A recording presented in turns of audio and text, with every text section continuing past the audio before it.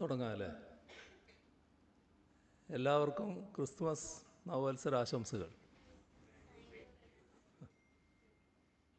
സ്നേഹത്തിൻ്റെയും സമാധാനത്തിൻ്റെയും ത്യാഗത്തിൻ്റെയും സാഹോദര്യത്തിൻ്റെയും പങ്കുവെക്കലിൻ്റെയും പുത്തൻ പ്രതീക്ഷയുടെയും ആഘോഷമാണ് ക്രിസ്മസ്. ഭൂമിയിൽ സന്മനസ്സുള്ളവർക്ക് സമാധാനം എന്ന ബൈബിൾ വാക്യം മഹത്തായ നന്മയെ കുറിക്കുന്നു. ലോകത്തിനാകെ വെളിച്ചം പകരുന്ന ആ സന്ദേശത്തിൻ്റെ പ്രഭ കെടുത്തും വിധം ക്രിസ്മസ് ആഘോഷങ്ങളെപ്പോലും കടന്നാക്രമിക്കുന്ന അവസ്ഥ നമ്മെ ആകെ അസ്വസ്ഥരാക്കുകയാണ്. മധ്യപ്രദേശ്, UP, കർണാടക, ഹരിയാന, ഒഡീഷ, ഛത്തീസ്ഗഡ്, ബീഹാർ, ജാർഖണ്ഡ് മുതലായ സംസ്ഥാനങ്ങളിൽ വ്യാപകമായി ഇത്തരം ആക്രമണം നടക്കുന്നതിൻ്റെ വാർത്ത വന്നു. സംഘപരിവാർ ശക്തികളാണ് എല്ലാ ആക്രമണങ്ങൾക്കും പിന്നിൽ. ഉത്തർപ്രദേശ് സർക്കാർ ക്രിസ്മസ് അവധി തന്നെ റദ്ദാക്കി. അന്ന് മുൻ പ്രധാനമന്ത്രി വാജ്പേയിയുടെ ജന്മദിനം ആഘോഷിക്കാനാണ് നിർദ്ദേശം. ഈ ദിവസം വിദ്യാർത്ഥികളുടെ ഹാജർ നിർബന്ധമാക്കുകയും ചെയ്തു. ഇതിൽ നിന്നൊക്കെ കേരളം വിട്ടുനിൽക്കും എന്നാണ് നമ്മളെല്ലാവരുടെയും ബോധ്യം. എന്നാൽ ആ ബോധ്യത്തെ ഇല്ലാതാക്കാനുള്ള ശ്രമങ്ങൾ ഉണ്ടാകുന്നു. സംസ്ഥാനത്തെ തപാൽ ഓഫീസുകളിലെ ക്രിസ്മസ് പുതുവത്സരാഘോഷ പരിപാടിയിൽ ഗണഗീതം പാടണമെന്ന് BMS യൂണിയൻ്റെ ആവശ്യം ഉയർന്നു. ഇതിനെതിരെ പ്രതിഷേധം വന്നതോടെ ജീവനക്കാരുടെ കൂട്ടായ്മകൾ പോസ്റ്റ് ഓഫീസുകളിൽ നടത്താനിരുന്ന ക്രിസ്മസ് ആഘോഷം തന്നെ റദ്ദാക്കാൻ ചീഫ് പോസ്റ്റ് മാസ്റ്റർ ജനറൽ തീരുമാനിച്ചു അത്രേ. പാലക്കാട് പുതുശ്ശേരിയിൽ കുട്ടികൾ അടങ്ങുന്ന കരോൾ സംഘത്തിന് നേരെ സംഘപരിവാർ അക്രമമുണ്ടായി. ഈ അക്രമി സംഘത്തെ ന്യായീകരിച്ചാണ് BJP നേതാക്കൾ രംഗത്ത് വന്നത്.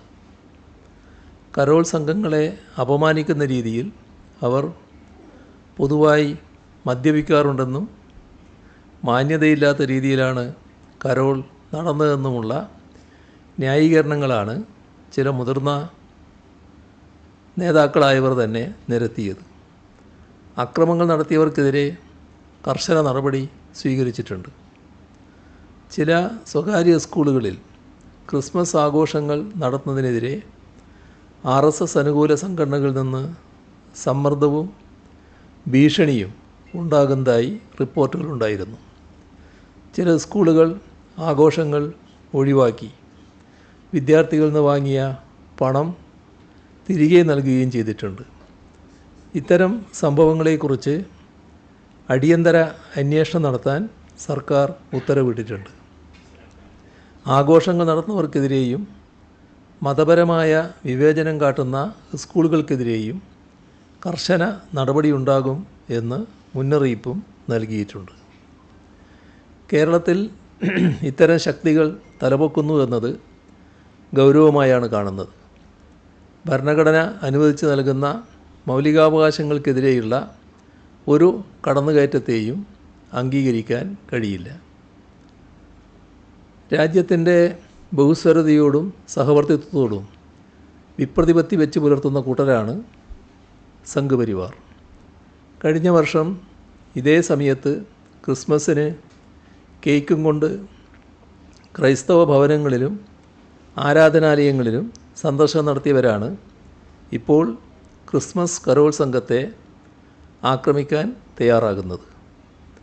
2025 ഏപ്രിൽ 4-ന് RSSൻ്റെ മുഖപത്രമായ ഓർഗനൈസറിൽ ക്രിസ്ത്യൻ സഭകളുടെ സ്വത്തിനെ പരാമർശിച്ചുള്ള ലേഖനം പ്രത്യക്ഷപ്പെട്ടതും RSSൻ്റെ ഉള്ളിലിരിപ്പ് കാട്ടിത്തന്ന സംഭവമായിരുന്നു. അപരമത വിദ്വേഷം പടർത്തി മതനിരപേക്ഷതയെ കളങ്കപ്പെടുത്തുന്ന സംഘപരിവാർ ശ്രമങ്ങളെ നമ്മുടെ നാട് ഒരു തരത്തിലും അംഗീകരിക്കില്ല. ഇത് ആവർത്തിച്ച് പറയേണ്ട സന്ദർഭം കൂടിയാണ് ഈ ക്രിസ്മസ് പുതുവത്സര വേള.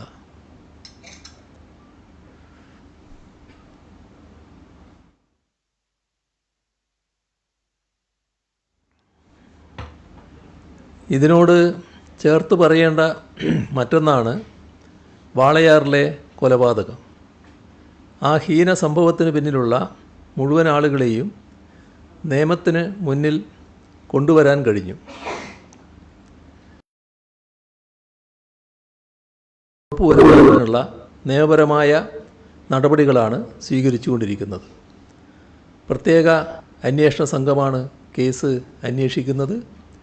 ഫലപ്രദമായ അന്വേഷണം തന്നെ ഈ കാര്യത്തിൽ നടക്കുമെന്നതാണ് പറയാനുള്ളത്.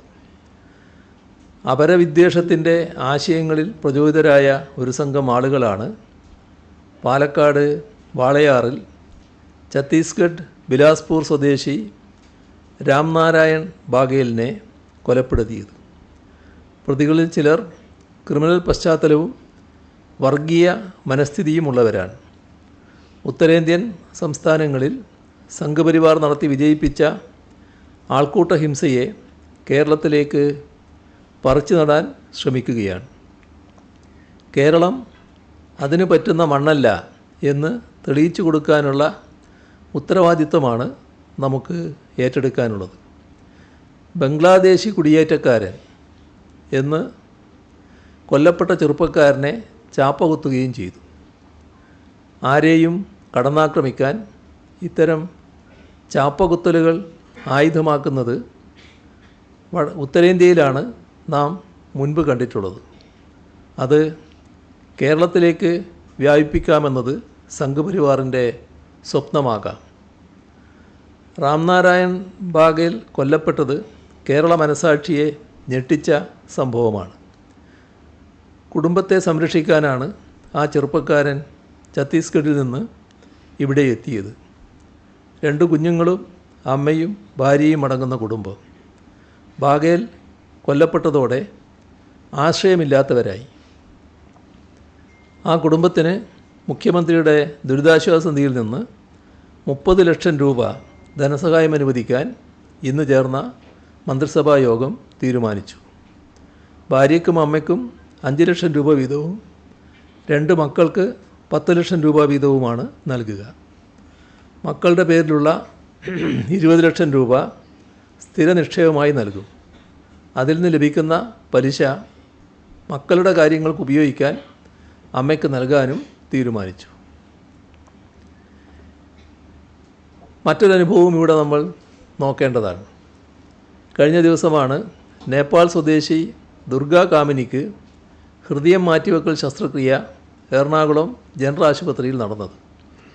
മസ്തിഷ്ക മരണം സംഭവിച്ച ചാത്തന്നൂർ സ്വദേശി ഷിജിയുടെ ഹൃദയമാണ് ദുർഗാ കാമിനിക്ക് നൽകിയത്. നേപ്പാൾ സ്വദേശിക്ക് ഹൃദയം നൽകിയത് ഒരു മലയാളി. അതിന് നേതൃത്വം നൽകിയത് സർക്കാർ ആശുപത്രിയിലെ മലയാളി ഡോക്ടർമാർ. ഹൃദയവുമായി പറന്നത് സർക്കാരിൻ്റെ ഹെലികോപ്റ്റർ. ഹൃദയം മാറ്റിവെക്കേണ്ട വ്യക്തിയുടെ ഭാഷയോ മതമോ ലിംഗമോ രാജ്യമോ നോക്കിയാണോ നമ്മൾ ഇത് ചെയ്തത്?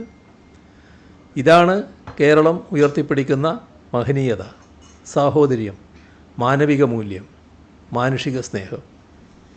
കേരളം അതിൻ്റെ സംസ്കാരം എടുത്തു കാണിക്കുന്ന ഇത്തരം പ്രവൃത്തികൾ ചെയ്യുമ്പോൾ നശീകരണ മനസ്സുള്ളവർ ആ നന്മയെ ഇല്ലാതാക്കാനാണ് ശ്രമിക്കുന്നത്. അത് തിരിച്ചറിഞ്ഞുകൊണ്ടുള്ള ജാഗ്രത കൂടുതൽ ശക്തമാക്കണം എന്നാണ് ആവർത്തിച്ച് ഓർമ്മിപ്പിക്കാനുള്ളത്.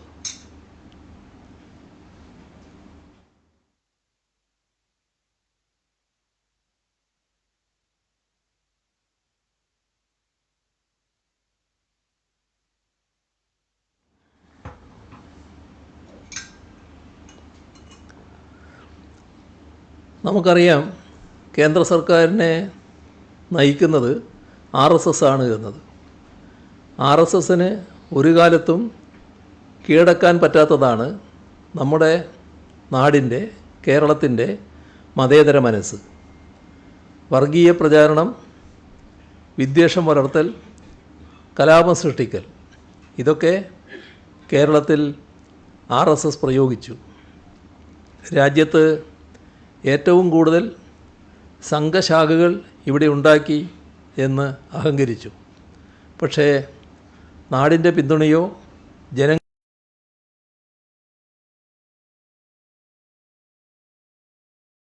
രാജ്യത്തിൻ്റെ മറ്റു പല ഭാഗത്തും സ്വന്തമാക്കി എന്ന് RSS അഹങ്കരിക്കുന്ന വിജയങ്ങളും അവർക്കുണ്ടായില്ല. അങ്ങനെയുള്ള പരാജയങ്ങളുടെയും തിരിച്ചടികളുടെയും നൈരാശ്യത്തിൻ്റെ ചരിത്രം മാറ്റാനാണ് രാജ്യത്തിൻ്റെ ഭരണാധികാരം എന്ന ആയുധം അവർ പ്രയോഗിക്കുന്നത്. ഫെഡറൽ സംവിധാനത്തിൽ ധനകാര്യ ബന്ധങ്ങൾ എങ്ങനെയാകാൻ പാടില്ല എന്നതിൻ്റെ പ്രത്യക്ഷ ഉദാഹരണങ്ങളാണ് കേന്ദ്ര സർക്കാരിൻ്റെ ഓരോ നീക്കവും.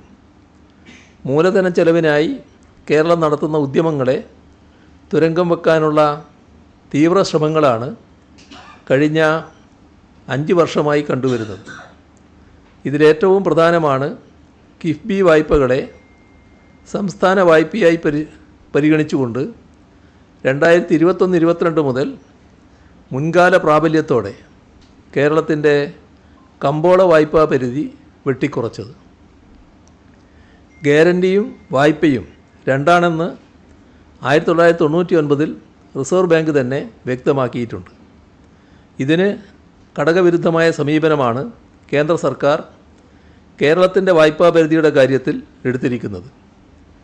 കിഫ്ബിക്ക് നൽകുന്ന ഗ്യാരണ്ടിയെ സംസ്ഥാനത്തിൻ്റെ വായ്പയായി ബോധപൂർവം കണക്കാക്കുന്ന വികലമായ സമീപനത്തിൻ്റെ തുടർച്ചയാണ് ഇപ്പോഴത്തെ വായ്പാ പരിധി വെട്ടിക്കുറവ്.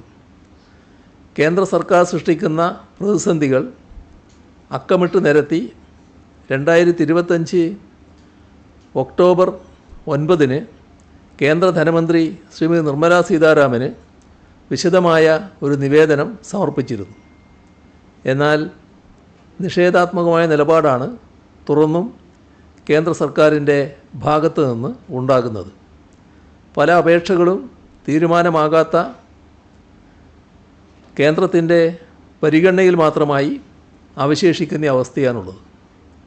ഒരു വശത്ത് വികസനത്തെക്കുറിച്ച് സംസാരിക്കുകയും മറുവശത്ത് കേരളം പോലുള്ള സംസ്ഥാനങ്ങളെ സാമ്പത്തികമായി തളർത്താൻ ശ്രമിക്കുകയും ചെയ്യുന്ന ഇരട്ടത്താപ്പാണ് കേന്ദ്ര സർക്കാരിൻ്റേത്.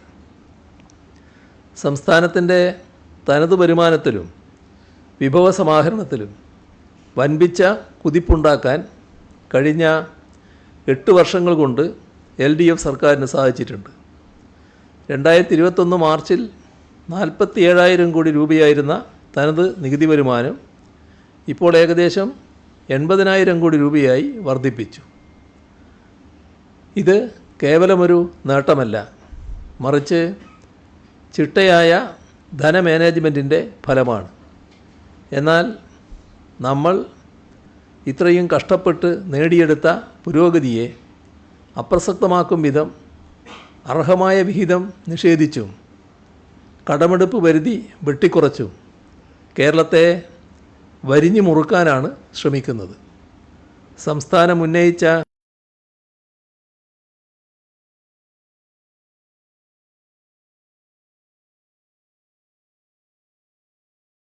GST സമ്പ്രദായം നിലവിൽ വന്നതോടെ സംസ്ഥാനങ്ങളുടെ നികുതി അധികാരം ഗണ്യമായി പരിമിതപ്പെട്ടുവെന്നത് എല്ലാവർക്കും അറിയാവുന്നതാണ്. എന്നാൽ GST നിരക്കുകളിൽ വരുത്തപ്പെട്ട മാറ്റങ്ങൾ, റേറ്റ് റേഷണലൈസേഷൻ, ഇതുമൂലം വരാനിരിക്കുന്ന സാമ്പത്തിക വർഷത്തിൽ മാത്രം ഏകദേശം 8,000 കോടി രൂപയുടെ വരുമാന നഷ്ടമാണ് കേരളത്തിന് ഉണ്ടാകാൻ പോകുന്നത്. ഇതിൻ്റെ ആഘാതം ചെറുതല്ല. നഷ്ടപരിഹാരം ഇപ്പോൾ നിലവിലില്ല. ഇതിനു പുറമെ അന്താരാഷ്ട്ര വ്യാപാര രംഗത്തുണ്ടായ തിരിച്ചടികൾ, പ്രത്യേകിച്ച് അമേരിക്ക ഏർപ്പെടുത്തിയ ഇറക്കുമതി നിയന്ത്രണങ്ങൾ നമ്മുടെ കയറ്റുമതി മേഖലയെ വലിയ തോതിലാണ് ബാധിച്ചിട്ടുള്ളത്. സമുദ്രോൽപ്പന്നങ്ങൾ, സുഗന്ധവ്യഞ്ജനങ്ങൾ, കശുവണ്ടി, തുണിത്തരങ്ങൾ തുടങ്ങിയ മേഖലകളിൽ 2500ഓളം കോടി രൂപയുടെ അധിക വാർഷിക നഷ്ടമാണ് ഇതുമൂലം സംഭവിക്കുന്നത്. ഇത്രയേറെ വെല്ലുവിളികൾക്കിടയിലാണ് IGST സെറ്റിൽമെൻറ്റിൻ്റെ പേരിൽ 965 കോടി 16 ലക്ഷം രൂപ മുൻകൂർ വിനിയോഗം ക്രമീകരിച്ചു എന്ന സാങ്കേതിക ന്യായം പറഞ്ഞ് 2025 ഏപ്രിലിൽ വെട്ടിക്കുറച്ചത്. IGST വിഹിതത്തെ ആശ്രയിക്കുന്ന ഒരു ഉപഭോക്തൃ സംസ്ഥാനമെന്ന നിലയിൽ ഇത് നമ്മുടെ ധനപരമായ നിലയെ കൂടുതൽ വഷളാക്കിയിരിക്കുകയാണ്. കേന്ദ്രം നടത്തുന്ന ഈ ഏകപക്ഷീയമായ തിരിച്ചുപിടിക്കലുകൾ സംസ്ഥാനത്തിൻ്റെ ബജറ്റ് ആസൂത്രണത്തെ തന്നെ തകിടം മറിക്കുന്നതുമാണ്. കേന്ദ്ര വിഹിതത്തിലുണ്ടാകുന്ന വിവേചനം കണക്കുകൾ പരിശോധിച്ചാൽ ബോധ്യമാകും. 11ാം ധനകാര്യ കമ്മീഷൻ കാലയളവിൽ 3.05% കേരളത്തിൻ്റെ വിഹിതം. 15ാം കമ്മീഷനായപ്പോഴേക്ക് 1.92% കുറഞ്ഞു. 4 വർഷം മുൻപ് വരെ സംസ്ഥാനത്തിൻ്റെ ആകെ റവന്യൂ വരുമാനത്തിൻ്റെ 45% കേന്ദ്ര സർക്കാർ നൽകിയിരുന്ന സ്ഥാനത്ത് ഇന്നത് 25 മുതൽ 30% ഇടിഞ്ഞു. അതായത് ആകെ റവന്യൂ വരുമാനത്തിൻ്റെ 70 മുതൽ 75% വരെ സംസ്ഥാനം തന്നെ കണ്ടെത്തേണ്ടി വരികയാണ്. മറ്റു പല സംസ്ഥാനങ്ങളിലും ഇതിന് നേരെ തിരിച്ചാണ് അനുഭവം. ചുരുക്കത്തിൽ കേരളം കൈവരിച്ച നേട്ടങ്ങളെ നമുക്ക് ലഭിക്കേണ്ട സഹായങ്ങൾ നിഷേധിക്കാനുള്ള കാരണമായി കേന്ദ്രം മാറ്റുകയാണ്. ഭരണഘടനയുടെ 293(3) വകുപ്പിനെ കേന്ദ്ര സർക്കാർ ഇന്ന് കേരളത്തിനെതിരായ ഒരു രാഷ്ട്രീയ ആയുധമായാണ് ഉപയോഗിക്കുന്നത്.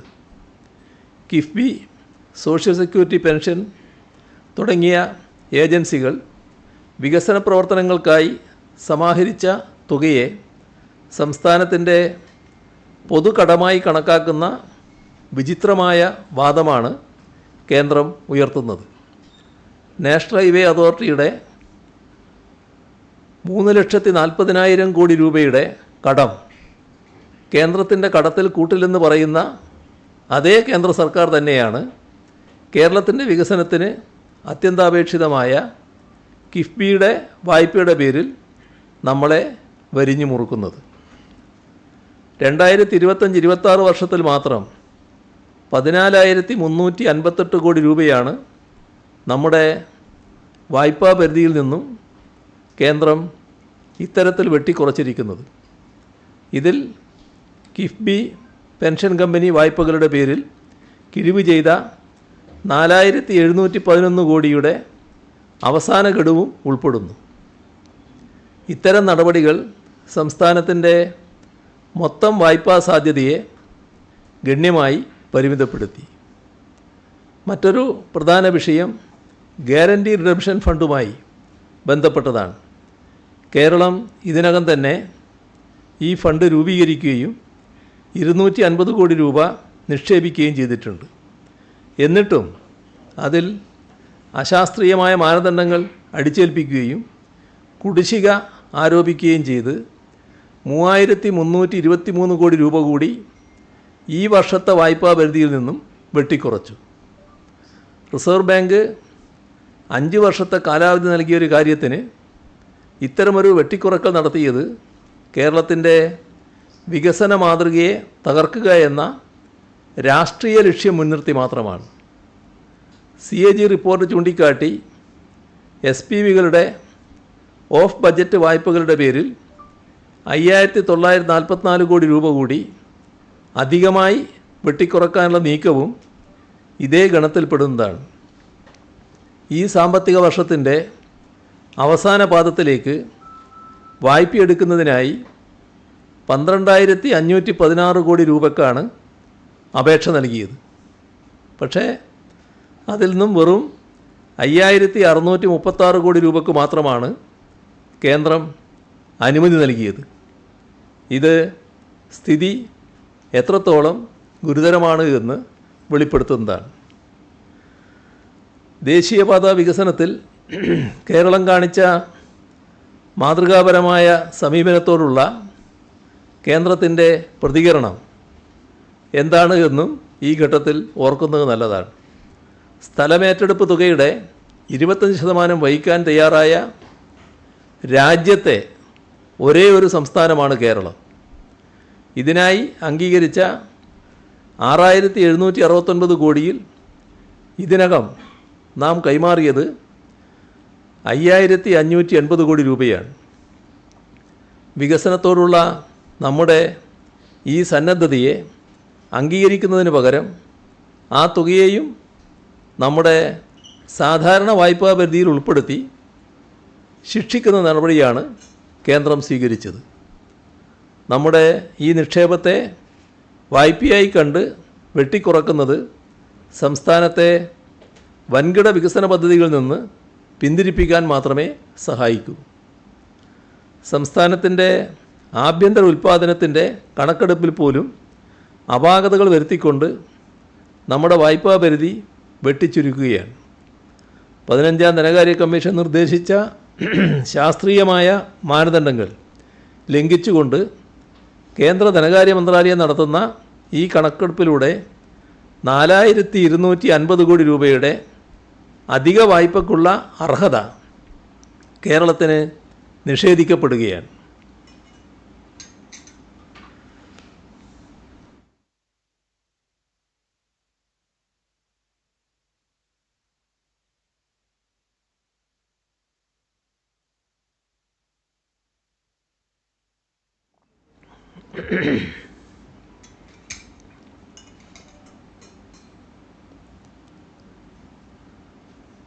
പതിനഞ്ചാം ധനകാര്യ കമ്മീഷൻ ശുപാർശ ചെയ്ത രീതിശാസ്ത്രം പ്രകാരം കേരളത്തിൻ്റെ NBC നെറ്റ് ബോറോയിങ് സീലിംഗ് 44,126 കോടി രൂപയാണ്. കേന്ദ്രം അത് 39,876 കോടിയായി പരിമിതപ്പെടുത്തി. ഇതിനു പുറമെ 2023-24 സാമ്പത്തിക വർഷത്തിൽ അനുവദിച്ച 1877 കോടി 58 ലക്ഷം രൂപയുടെ അധിക വായ്പ അന്തിമ GSDP കണക്കുകൾ വരുന്നതിന് മുൻപേ തന്നെ 2024-25 പരിധിയിൽ നിന്നും ക്രമീകരിച്ചു. ഇത്തരത്തിൽ ഓരോ ഇനത്തിലും തുക വെട്ടിക്കുറക്കുമ്പോൾ കേരളം നേരിടുന്നത് ഒരു കൃത്യമായ സാമ്പത്തിക ഉപരോധമാണ്. കേന്ദ്രത്തിൻ്റെ ഈ നയമൂലം മൊത്തത്തിൽ 1,07,513 കോടി രൂപയുടെ വിഭവ നഷ്ടമാണ് കേരളത്തിന് സമീപകാലത്ത് ഉണ്ടായിരിക്കുന്നത്. കേരളത്തിൻ്റെ ലോട്ടറി ഏത് തരത്തിലാണ് പ്രവർത്തിക്കുന്നത് എന്ന് നമുക്കെല്ലാം അറിയാവുന്നതാണല്ലോ. അതുകൊണ്ട് ജീവിക്കുന്നത് സമൂഹത്തിൽ ഏറ്റവും പ്രയാസം അനുഭവിക്കുന്ന അനേകായിരങ്ങളാണ്. പാർശ്വവൽക്കരിക്കപ്പെട്ട മറ്റൊരു ജീവനോപാധിയുമില്ലാത്ത ഭിന്നശേഷിക്കാരായ പാവങ്ങളുടെ ജീവിതമാർഗമായ ആ ലോട്ടറിയെ അനധികൃത ചരക്കുകളുടെ കൂട്ടത്തിൽപ്പെടുത്തി 40% നികുതി ചുമത്തിയത് എന്തു പറഞ്ഞാണ് യൂണിയൻ സർക്കാരിന് ന്യായീകരിക്കാനാവുക? ഏറ്റവും സുതാര്യമായി നടക്കുന്ന കേരള സംസ്ഥാന ലോട്ടറിയെപ്പോലും ഇങ്ങനെ ദ്രോഹിക്കുന്നത് ഏത് ജനങ്ങളോടുള്ള സ്നേഹം കൊണ്ടാണ്? ഇത്രയേറെ സാമ്പത്തിക പ്രയാസങ്ങൾ കേന്ദ്രം അടിച്ചേൽപ്പിച്ചിട്ടും സംസ്ഥാന സർക്കാർ പതറാതെ മുന്നോട്ട് പോയിട്ടുണ്ട്. ശമ്പളവും പെൻഷനും കൃത്യമായി നൽകാനും 4,71,000 പേർക്ക് വീട് നൽകിയ ലൈഫ് മിഷനിലൂടെ 5 ലക്ഷം വീട് എന്ന ലക്ഷ്യത്തിലേക്ക് എത്താനും പ്രതിജ്ഞാബദ്ധമായ നീക്കമാണ് നടക്കുന്നത്. ക്ഷേമ പെൻഷൻ 2,000 രൂപയാക്കി ഉയർത്തിയത് 60 ലക്ഷം പേർക്കാണ് ആശ്വാസകരമാകുന്നത്. UDF കാലത്ത് വെറും 34 ലക്ഷമായിരുന്ന ഗുണഭോക്താക്കളുടെ എണ്ണം ഇന്ന് 60 ലക്ഷമായി ഉയർന്നു. അന്ന് 600 രൂപയാണ് പെൻഷൻ തുക എന്നത് എല്ലാവർക്കും അറിയാവുന്നതുമാണ്. സാധാരണക്കാരോടുള്ള നമ്മുടെ സംസ്ഥാന സർക്കാരിൻ്റെ കരുതലിൻ്റെ അടയാളമാണിതൊക്കെ. എന്നാൽ ഈ സാമ്പത്തിക വരിഞ്ഞുമുറുക്കൽ നമ്മുടെ കുതിപ്പിൻ്റെ വേഗത കുറക്കാൻ കാരണമാകുന്നുണ്ട്. അർഹമായ പണം കേന്ദ്രം തടഞ്ഞു വെക്കുന്നത് മൂലം നമ്മുടെ ആശുപത്രികൾ, സ്കൂളുകൾ, ഇതിലെല്ലാമുള്ള വികസന പ്രവർത്തനങ്ങൾക്കും റോഡ് നവീകരണത്തിനുമെല്ലാം തടസ്സങ്ങൾ സൃഷ്ടിക്കപ്പെടുകയാണ്. ഈ അനീതിക്കെതിരെ കേരളത്തിൻ്റെ ശബ്ദം ഒന്നിച്ച് ഉയരേണ്ടതുണ്ട്. പക്ഷേ നിർഭാഗ്യകരമായ അവസ്ഥയാണ്, സംസ്ഥാനത്തിൻ്റെ വികസനത്തെ തകർക്കാൻ കേന്ദ്രം നടത്തുന്ന ഈ നീക്കങ്ങളെ തുറന്നു കാട്ടാൻ സമീപനം സ്വീകരിക്കുകയല്ല പ്രതിപക്ഷം ചെയ്യുന്നത്. അതിനു പകരം സംസ്ഥാനത്തുള്ള പ്രതിപക്ഷം കേരളത്തിന് അർഹമായ വിഹിതം ചോദിച്ച് വാങ്ങുന്നതിന് കേന്ദ്രത്തിൻ്റെ മുന്നിൽ സംസാരിക്കാൻ പോലും തയ്യാറല്ല, നിവേദനം നൽകാനും തയ്യാറല്ല. പ്രതിപക്ഷ നേതാവും UDF എംപിമാരും കേരളത്തിലെ ജനങ്ങളോട് കടുത്ത വഞ്ചനയാണ് കാണിച്ചുകൊണ്ടിരിക്കുന്നത്. പാർലമെൻറ്റിൽ കേരളത്തിൻ്റെ ആവശ്യങ്ങൾക്കായി ശബ്ദമുയർത്താൻ ഇവർ തയ്യാറാകുന്നില്ല. രാഷ്ട്രീയ ലാഭത്തിനായി നാടിൻ്റെ വികസനത്തെ ബലി കൊടുക്കാനാണ് തയ്യാറാകുന്നത്. കേന്ദ്ര ഗ്രാൻഡ് ഇൻ എയ്ഡിൽ 15,309 കോടി 60 ലക്ഷം രൂപയുടെ കുറവ്, അത് 56%. ആ കുറവുണ്ടായിട്ടും ഇവർ മൗനം പാലിക്കുന്നത് ആർക്കു വേണ്ടിയാണ്? നമ്മുടെ സംസ്ഥാനത്തിന് അർഹമായത് നിഷേധിക്കുമ്പോൾ സംസ്ഥാന താൽപ്പര്യം ഉയർത്തിപ്പിടിക്കാൻ എല്ലാവരും ശ്രമിക്കേണ്ടതല്ലേ? കേരളത്തിനെ അപമാനിക്കാനും വികസനം മുടക്കാനും ലഭിക്കുന്ന സന്ദർഭങ്ങളൊന്നുപോലും ഇവർ പാഴാക്കുന്നില്ല എന്നതും ലജ്ജാകരമായ കാര്യമാണ്. കേന്ദ്ര സർക്കാർ ഇത്തരം നടപടികൾ സ്വീകരിക്കുമ്പോൾ UDFൻ്റെ സമീപനം എന്താണ്? ലോക്സഭയിൽ 18 എംപിമാർ എന്ത് സമീപനമാണ് കൈക്കൊള്ളുന്നത്? എങ്ങനെ കേരളത്തിനുള്ള സഹായം കുറക്കാം എന്ന ലക്ഷ്യത്തോടെ ചോദ്യങ്ങൾ ഉയർത്തുന്നവർ നമ്മുടെ പ്രശ്നങ്ങൾ ഉയർത്താൻ തയ്യാറാകുന്നില്ല. പ്രതിസന്ധി ഘട്ടങ്ങളിൽ കേരളത്തിൻ്റെ പൊതു താൽപ്പര്യത്തിനെതിരെ കേന്ദ്ര ഭരണകക്ഷിയോട് ചേർന്ന് നിൽക്കാനാണ് UDF ശ്രമിക്കുന്നത്.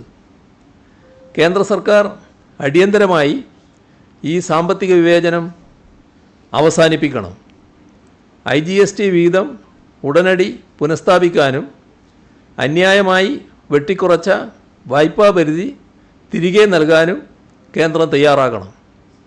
GSDP കണക്കുകളിലെ അപാകത പരിഹരിച്ച് അർഹമായ കടമെടുപ്പ് അവകാശം കേരളത്തിന് നൽകാൻ തയ്യാറാകണം.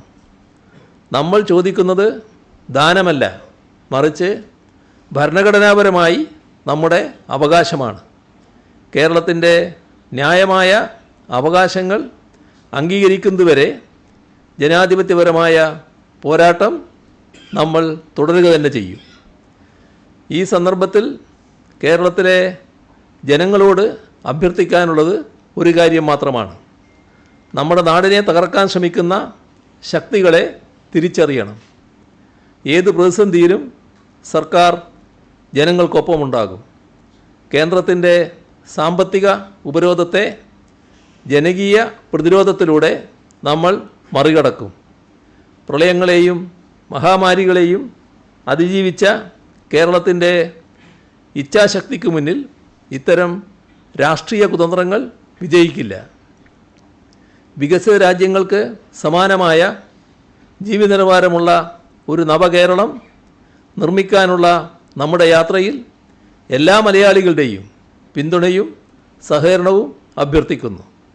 ഒറ്റക്കെട്ടായി നിന്നാൽ ഒരു ശക്തിക്കും കേരളത്തിൻ്റെ കുതിപ്പിനെ തടയാനാകില്ല. അതോടൊപ്പം ഒരു കാര്യം കൂടി വ്യക്തമാക്കട്ടെ, നമ്മുടെ ക്ഷേമ പദ്ധതികൾ എന്ത് ത്യാഗം സഹിച്ചും സംസ്ഥാന സർക്കാർ നടപ്പാക്കുക തന്നെ ചെയ്യും. ഇന്ന് മന്ത്രിസഭാ യോഗം ചേർന്നിരുന്നു. മന്ത്രിസഭാ യോഗമെടുത്ത ചില തീരുമാനങ്ങൾ കൂടി അറിയിക്കാനുണ്ട്. അതിലൊന്ന് വോട്ടർ പട്ടിക സംബന്ധിച്ചുള്ളതാണ്. 2025 തീവ്ര വോട്ടർ പട്ടിക പരിഷ്കരണത്തിൻ്റെ ഭാഗമായി തെരഞ്ഞെടുപ്പ് കമ്മീഷൻ പ്രസിദ്ധീകരിച്ച കരട് പട്ടികയിൽ നിന്ന് 24,08,503 പേർ ഒഴിവാക്കപ്പെട്ടിരിക്കുകയാണ്. ഇതിനു പുറമെ കരട് പട്ടികയിൽ ഉൾപ്പെട്ടവരിൽ 19,32,000 പേർ വോട്ടവകാശം ഉറപ്പിക്കാൻ രേഖകളുമായി വീണ്ടും ഹിയറിങ്ങിന് ഹാജരാകേണ്ടി വരും. നിലവിൽ 18 മുതൽ 40 വയസ്സ് വരെ പ്രായമുള്ളവർ അവരുടെ ബന്ധുത്വം 2002 വോട്ടർ പട്ടികയുമായി ബന്ധപ്പെടുത്തണമെന്ന നിബന്ധനയുള്ളതുകൊണ്ടാണ് ഇത് സംഭവിച്ചിട്ടുള്ളത്. ചുരുക്കത്തിൽ ഈ 19,32,000 പേരും തങ്ങളുടെ വോട്ടവകാശം സ്ഥാപിച്ചു കിട്ടാൻ വീണ്ടും ഈ പ്രക്രിയയിലൂടെ കടന്നു പോകേണ്ട കഠിനമായ സാഹചര്യമാണ് സംജാതമായിരിക്കുന്നത്. അത് പൊതുമണ്ഡലത്തിൽ ലഭ്യമാക്കാൻ തെരഞ്ഞെടുപ്പ് കമ്മീഷൻ തയ്യാറാവുന്നില്ല. ഇതുകൂടാതെ 2002 എന്തെങ്കിലും കാരണത്താൽ വോട്ടർ പട്ടികയിൽ ഉൾപ്പെടാതെ പോയവർ ഇപ്പോൾ പുറത്താക്കപ്പെടാനുള്ള സാധ്യത വളരെയേറെയാണ്. അതിനു മുൻപും അതിനുശേഷവും വോട്ടർ പട്ടികയിൽ ഉൾപ്പെട്ടിരുന്ന പലരും SIRൽ നിന്ന് ഒഴിവാക്കപ്പെടുന്ന സ്ഥിതിയുമുണ്ട്. അതിൻ്റെ കണക്ക് എത്രയെന്ന് നിലവിൽ തെരഞ്ഞെടുപ്പ് കമ്മീഷൻ ലഭ്യമാക്കുന്നില്ല എന്നാണ് മനസ്സിലാക്കുന്നത്. 2021 നിയമസഭാ തെരഞ്ഞെടുപ്പിലും 2024 പാർലമെൻറ്റ് തെരഞ്ഞെടുപ്പിലും അതിനു മുൻപുള്ള തെരഞ്ഞെടുപ്പുകളിലും വോട്ട് ചെയ്തിരുന്ന വ്യക്തികളാണ് ഒഴിവാക്കപ്പെടുന്നത് എന്നതാണ് ഇവിടെ പ്രധാനം. ചില ബൂത്തുകളിൽ അവിശ്വസനീയമായ തരത്തിൽ വോട്ടർമാർ ഒഴിവാക്കപ്പെടുന്നു. ഉദാഹരണത്തിന് പോളിംഗ് സ്റ്റേഷൻ 138 ശ്രീവരാഹം. ഈ ബൂത്തിൽ ആകെയുള്ള 1224 വോട്ടർമാരിൽ 704 പേരുടെ വിവരം ലഭ്യമല്ല എന്നാണ് കാണുന്നത്. ഇത് സംശയാസ്പദമായ കാര്യമാണ്. സംസ്ഥാനത്ത് മറ്റ് ചിലയിടങ്ങളിലും ഇത്തരത്തിലുള്ള സാഹചര്യമുണ്ട് എന്നാണ് അറിയുന്നത്. അർഹതയുള്ള ഒരു വോട്ടർ പോലും പട്ടികയിൽ നിന്ന് ഒഴിവാക്കപ്പെടുന്നില്ല എന്നുറപ്പാക്കേണ്ടത് ജനാധിപത്യ സംവിധാനത്തിൽ വളരെ പ്രധാനമാണ്. ഇതുറപ്പാക്കുക എന്നത് സർക്കാരിനുള്ള ഉത്തരവാദിത്വവുമാണ്. അതിനാൽ കരട് വോട്ടർ പട്ടികയിൽ വിവിധ കാരണങ്ങളാൽ ഉൾപ്പെടാത്ത അർഹരായവരെ സഹായിക്കാൻ വില്ലേജ് ഓഫീസുകൾ കേന്ദ്രീകരിച്ച് ഹെൽപ്പ് ഡെസ്കുകൾ ആരംഭിക്കും.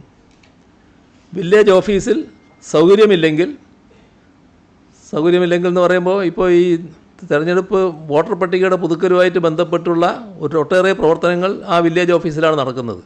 അപ്പോൾ അവിടെ ഏതെങ്കിലും തരത്തിലുള്ള അസൗകര്യങ്ങളുണ്ടെങ്കിൽ തൊട്ടടുത്ത സർക്കാർ ഓഫീസുകളിൽ വില്ലേജ് ഓഫീസർക്ക് സൗകര്യമൊരുക്കാവുന്നതാണ്. അത് വില്ലേജ് ഓഫീസറാണ് തീരുമാനിക്കേണ്ടത്. ഹെൽപ്പ് ഡെസ്കുകളിൽ പൊതുജനങ്ങൾക്ക് ആവശ്യമായ സഹായ നിർദ്ദേശങ്ങൾ നൽകുന്നതിനായി 2 ഉദ്യോഗസ്ഥരെ വീതം ചുമതലപ്പെടുത്തും. ഇതിനാവശ്യമായ സംവിധാനങ്ങൾ ഒരുക്കുന്നതിന് അതത് ജില്ലാ കളക്ടർമാരെ ഇന്ന് ചേർന്ന മന്ത്രിസഭാ യോഗം ചുമതലപ്പെടുത്തിയിട്ടുണ്ട്.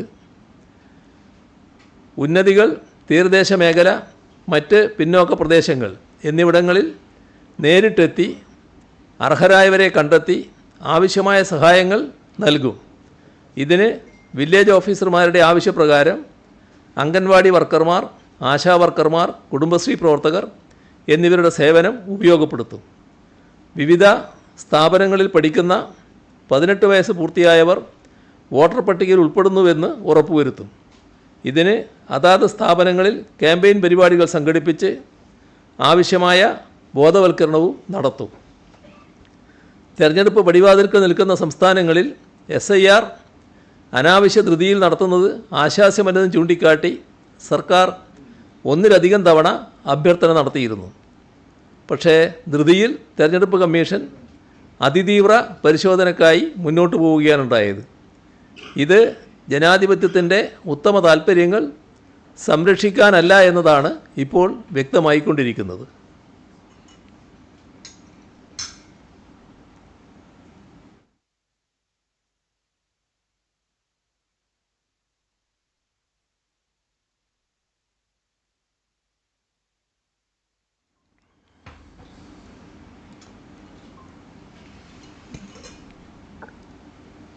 മറ്റൊരു പ്രശ്നം, നമ്മുടെ രാജ്യത്തുള്ള പൊതുവായ അവസ്ഥ, സ്വന്തം അസ്തിത്വം തെളിയിക്കാൻ ജനങ്ങൾ പ്രയാസം അനുഭവിക്കുന്ന ദുരവസ്ഥ, അത് വലിയ തോതിൽ ആശങ്കാജനകമായി രാജ്യത്തുയർന്നു വന്നിരിക്കുകയാണ്. ഒരാൾ താൻ ഈ നാട്ടിൽ ജനിച്ച് ജീവിക്കുന്നയാളാണെന്നോ സ്ഥിരതാമസക്കാരനാണെന്നോ ആരുടെ മുന്നിലും അനായാസം തെളിയിക്കാൻ പ്രാപ്തനാകണം. ഒരാളും പുറന്തള്ളപ്പെടുന്ന അവസ്ഥയുണ്ടാകരുത്. അതിനായി ആധികാരികവും നിയമ പിൻബലമുള്ളതുമായ രേഖ ആ വ്യക്തിയുടെ കൈവശമുണ്ടാകണം. അത്തരമൊരു രേഖ കേരളത്തിൽ ആവിഷ്കരിക്കാൻ സർക്കാർ ഉദ്ദേശിക്കുന്നു. ഇപ്പോൾ സംസ്ഥാനത്ത് നേറ്റിവിറ്റി സർട്ടിഫിക്കറ്റ് ആവശ്യപ്പെട്ടാൽ നൽകി വരുന്നുണ്ട്. അതിന് പകരം ഫോട്ടോ പതിപ്പിച്ച സ്ഥിരം നേറ്റിവിറ്റി കാർഡ് നൽകുന്നതിനാണ് മന്ത്രിസഭാ യോഗം തത്വത്തിൽ അംഗീകരിച്ചിട്ടുള്ളത്. നേറ്റിവിറ്റി സർട്ടിഫിക്കറ്റിന് പകരമായി എക്കാലത്തും ഇതുപയോഗിക്കാനാവും. അതോടൊപ്പം തന്നെ സംസ്ഥാന സർക്കാരുമായി ബന്ധപ്പെട്ട സേവനങ്ങൾക്കും മറ്റ് സാമൂഹ്യ ആവശ്യങ്ങൾക്കും ഉപയോഗപ്പെടുത്തക്ക വിധമുള്ള നിയമ പിൻബലത്തോടു കൂടിയ ആധികാരിക രേഖയായി ഈ കാർഡ് നൽകാനാണ് ഉദ്ദേശിക്കുന്നത്. ഒരു സംസ്ഥാനത്ത് വ്യക്തിയുടെ ജനനവും ദീർഘകാല താമസവും തെളിയിക്കുന്ന രേഖയാണ് നേറ്റിവിറ്റി സർട്ടിഫിക്കറ്റ്. എന്നാൽ അത് നിയമപ്രാബല്യമുള്ള രേഖയല്ല. നിലവിൽ ഓരോ ആവശ്യങ്ങളുമായി ബന്ധപ്പെട്ട് പല പ്രാവശ്യം നേറ്റിവിറ്റി സർട്ടിഫിക്കറ്റ് വാങ്ങാറുണ്ട്. അതാണ് പതിവ്. ഇത് ചില ഘട്ടങ്ങളിൽ പരാതിയായി സർക്കാരിന് മുന്നിൽ വരികയും ചെയ്തിട്ടുണ്ട്. ജനങ്ങളുടെ നിരന്തരമായ അഭ്യർത്ഥനയും ഇക്കാര്യത്തിൽ സർക്കാരിന് മുന്നിൽ വന്നിട്ടുണ്ട്. ഇത്തരമൊരു കാർഡ് വരുന്നതോടെ ഈ പ്രശ്നങ്ങൾക്ക് പരിഹാരമാകും. നേറ്റിവിറ്റി കാർഡിന് നിയമപ്രാബല്യം നൽകുന്നതിനുള്ള നിയമത്തിൻ്റെ കരട് നിയമവകുപ്പുമായി കൂടിയാലോചിച്ച് മന്ത്രിസഭയുടെ പരിഗണനയ്ക്ക് സമർപ്പിക്കുവാൻ റവന്യൂ വകുപ്പിനെ ചുമതലപ്പെടുത്തിയിരിക്കുകയാണ്. അപ്പോൾ ആധികാരിക രേഖ ഓരോരുത്തരുടെയും കയ്യിലുണ്ടാകുമെന്നതാണ് ഇതിൻ്റെ ഒരു പ്രത്യേകത. സർക്കാർ സേവനങ്ങൾക്ക് ഗുണഭോക്തൃ തിരിച്ചറിയൽ രേഖയായി കാർഡിനെ ഉപയോഗപ്പെടുത്താൻ കഴിയുകയും ചെയ്യും. തഹസിൽദാർക്കായിരിക്കും കാർഡിൻ്റെ വിതരണ ചുമതല. ഇത്രയും കാര്യങ്ങളാണ് ഇന്ന് നിങ്ങളുമായി ആമുഖമായി പങ്കുവെക്കാനുള്ളത്.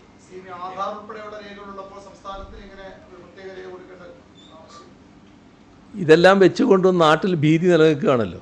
അങ്ങനെ ഒരു ഭീതി നിലനിൽക്കുമ്പോൾ ഭാരതീയനാണ് കേരളീയനാണ് എന്ന് സ്ഥാപിക്കാനുള്ള ഒരു രേഖയായിട്ടാണിത് മാറുക. അപ്പോൾ ഇതിനാവശ്യമില്ല. ഇത് സാധാരണഗതിയിൽ നേറ്റിവിറ്റി സർട്ടിഫിക്കറ്റ് നമ്മളിപ്പോൾ കൊടുക്കുന്നുണ്ടല്ലോ. ആ നേറ്റിവിറ്റി സർട്ടിഫിക്കറ്റിന് പകരമുള്ള ഒരു നേറ്റിവിറ്റി കാർഡായിട്ടാണ് വരിക. അപ്പോൾ ഏതൊരാൾക്കും ഞാൻ ഈ കേരളത്തിൽ ജീവിക്കുന്നയാളാണ്, കേരളീയനാണ് എന്ന് കാണിക്കാൻ ഈ രേഖ ഒരു സാക്ഷ്യപത്രമായിരിക്കും. അതാണ് അതുകൊണ്ട് ഉദ്ദേശിക്കുന്നത്. എല്ലാവരെയും ഉൾക്കൊള്ളുക എന്നുള്ളതാണ് ഇതുകൊണ്ട് ഉദ്ദേശിക്കുന്ന കാര്യം.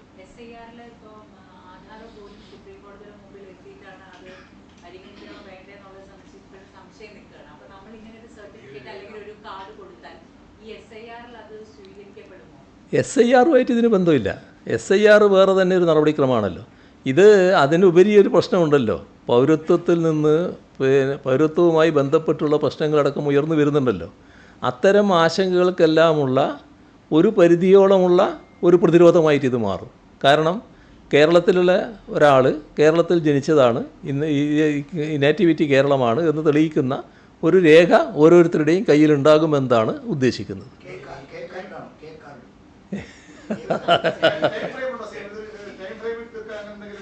അല്ല, ഇതിൻ്റെ വശങ്ങൾ ഈ ബന്ധപ്പെട്ട വകുപ്പുകൾ റവന്യൂ വകുപ്പ് നിയമവകുപ്പുമായിട്ട് ആലോചിച്ചിട്ട് കൊണ്ടുവരണമെന്നാണ് കണ്ടിട്ടുള്ളത്. തഹസിൽദാർ ഇതുമായിട്ട് ബന്ധമില്ല, അത് വേറൊരു കാര്യമാണ്, അത് വേറെ തന്നെ ആലോചിക്കുന്ന കാര്യമാണ്, അത് നിലവിൽ ആലോചനയിലുള്ളത് തന്നെയാണ്.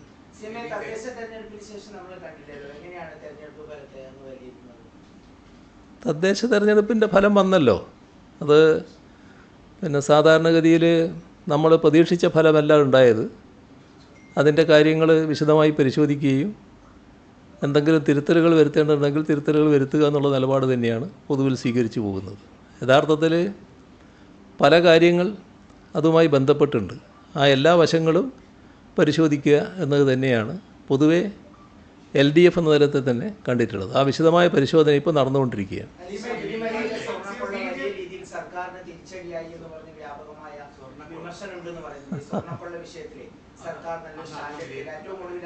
CPIM-ന്റെ ജില്ലാ കമ്മിറ്റി അംഗമായ പത്മകുമാർ ഇപ്പോൾ ജയിലിൽ കിടക്കുമ്പോഴും അദ്ദേഹം പാർട്ടിക്ക് തുടരുകയാണ്. അങ്ങനെ ഒരു സമീപനം CPM എടുത്തത് ഒരു തിരിച്ചടിയായി എന്ന് പറയുന്നു. പിന്നെ അങ്ങ് വെള്ളാപ്പള്ളി നടേശനെ കാറിൽ കൂട്ടി പോയതൊക്കെ വലിയ രീതിയിൽ ചർച്ചയാവുന്നുണ്ട്. എന്താ CM-നുള്ള മറുപടി? കുറേ ചോദ്യങ്ങൾ ഒന്നിച്ച് ചോദിച്ചിരിക്കുകയാണ് അല്ലേ? ഇരിക്കട്ടെ. അതിൽ വെള്ളാപ്പള്ളി കാറിൽ കയറി എന്ന് പറയുന്നത് എന്തോ ഒരു മഹാ അപരാധം നടന്നൊരു മട്ടിൽ ചിലർ ചിത്രീകരിക്കാൻ വേണ്ടി ശ്രമിച്ചിട്ടുണ്ട്. അതിൻ്റെ യഥാർത്ഥ കാര്യങ്ങൾ അറിയാലോ. അവിടെ പമ്പയിലൊരു പരിപാടിയിൽ പങ്കെടുക്കാൻ ഞാൻ പോയപ്പോൾ ആ നിൽക്കുന്ന സ്ഥലത്ത് നിന്ന് പരിപാടി സ്ഥലത്തേക്ക് കുറച്ചകലം പോകാനുണ്ട്. അങ്ങോട്ട് അപ്പോഴാണ് വെള്ളാപ്പള്ളി എന്നെ കാണാൻ വരുന്നത്.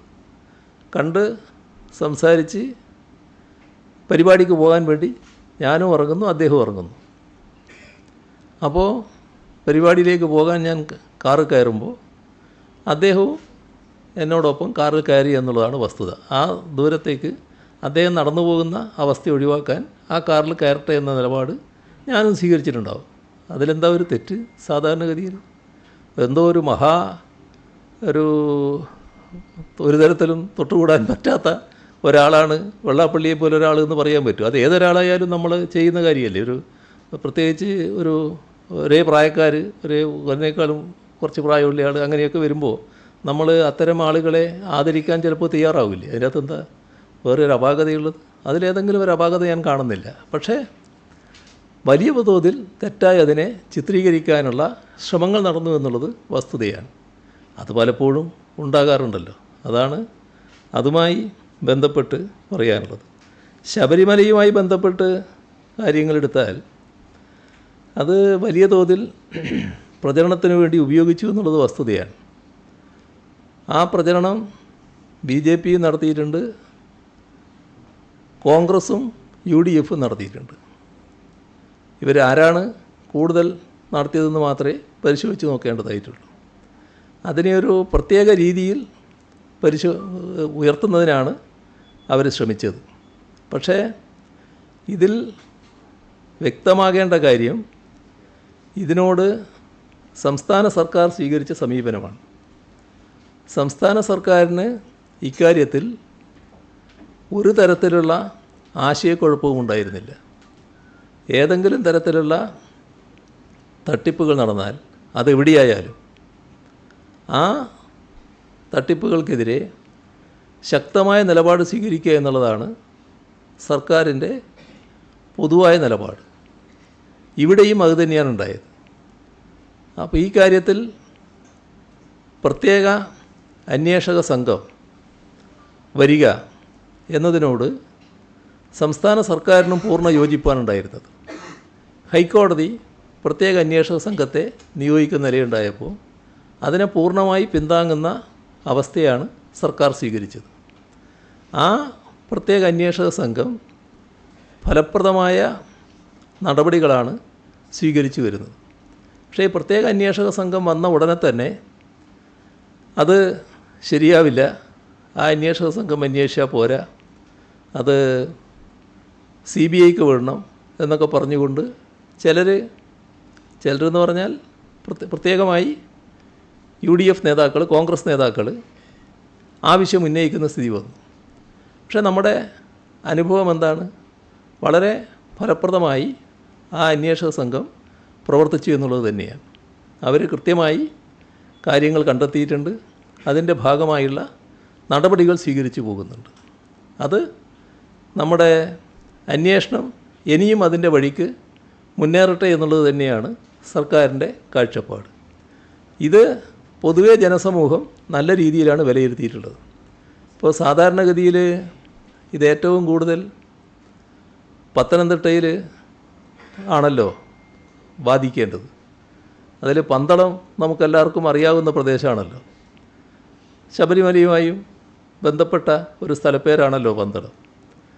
ആ പന്തളത്തെ നഗരസഭ തദ്ദേശ സ്വയംഭരണ സ്ഥാപനം നേരത്തെ BJPയുടെ കയ്യിലായിരുന്നു.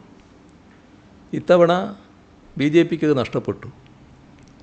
ഈ ശബരിമലയുടെ പ്രത്യേക എന്തെങ്കിലും LDFനെതിരായ സ്വാധീനം ഉണ്ടായിരുന്നുവെങ്കിൽ ഈ പന്തളത്ത് BJPയുടെ നില ഗണ്യമായി കുതിച്ചുയരേണ്ടതായിരുന്നില്ലേ? അതുണ്ടായില്ലല്ലോ. അത് LDFന് തന്നെയാണല്ലോ അനുകൂലമായിട്ട് വന്നത്. LDF ആണല്ലോ അവിടെ BJPയെ പരാജയപ്പെടുത്തി അധികാരത്തിലിരിക്കുന്ന അവസ്ഥ ഇപ്പോൾ വന്നിട്ടുള്ളത്. ഇനി മറ്റൊരു പ്രദേശം എടുത്താൽ കൊടുങ്ങല്ലൂർ അവിടുത്തെ തദ്ദേശ ഭരണ സ്ഥാപനം, ആ നഗരസഭ നല്ല രീതിയിൽ BJP ജയത്തിനടുത്തെത്തി നിൽക്കുകയായിരുന്നു കഴിഞ്ഞ തവണ. ഒരു സീറ്റിൻ്റെ വ്യത്യാസമായിരുന്നു എന്നാണ് എൻ്റെ ഓർമ്മ. അപ്പോൾ അത്രയും അടുത്ത് ജയത്തിൻ്റെ അടുത്തെത്തി നിൽക്കുകയാണ്. ഇത്തവണ അവരാ തദ്ദേശ ഭരണ സ്ഥാപനം കൈപ്പിടിയിലെടുക്കും എന്നായിരുന്നു അവർ സ്വീകരിച്ച നില. പക്ഷേ കൈപ്പിടിയിൽ കിട്ടിയില്ലല്ലോ. LDF നല്ല നിലക്ക് മുന്നേറിയല്ലോ.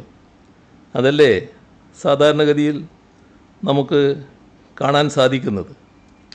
അപ്പോൾ നമ്മുടെ സംസ്ഥാനത്ത് ഏതെങ്കിലും തരത്തിൽ ഈ പറയുന്ന പ്രത്യേക പ്രശ്നം വല്ലാതെ LDFനെ ബാധിച്ചു എന്ന് കാണാൻ നമുക്ക് കഴിയില്ല. അതാണ് കാണേണ്ടത്. മറ്റൊട്ടേറെ തദ്ദേശ ഭരണ സ്ഥാപനങ്ങൾ BJPയുടെ കയ്യിലുണ്ടായിരുന്ന തദ്ദേശ ഭരണ സ്ഥാപനങ്ങൾ ഇപ്പോൾ LDF ആണ് അവിടെ ഭരിക്കുന്നത്. LDFനാണ് ഭൂരിപക്ഷം കിട്ടിയിട്ടുള്ളത്. അപ്പോൾ നമ്മുടെ സംസ്ഥാനത്തുണ്ടായിട്ടുള്ള പൊതുവായ സ്ഥിതി ഇതാണെന്ന് കാണണം. എന്നാൽ പ്രധാന പ്രതിപക്ഷമായി കോൺഗ്രസ് നിന്ന ഒരു തദ്ദേശ ഭരണ സ്ഥാപനം, അതാണ് പാലക്കാട്. BJP ആയിരുന്നു നേരത്തെ അവിടെ, കോൺഗ്രസ്സാണ് പ്രധാന പ്രതിപക്ഷം.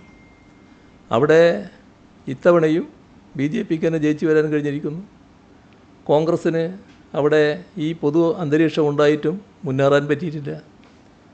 അപ്പോൾ നമ്മുടെ സംസ്ഥാനത്ത് BJPയെ നേരിടുന്നതിൽ ഫലപ്രദമായി പ്രവർത്തിക്കുന്നത് LDF ആണ് എന്നാണല്ലോ ഇതൊക്കെ കാണിക്കുന്നത്.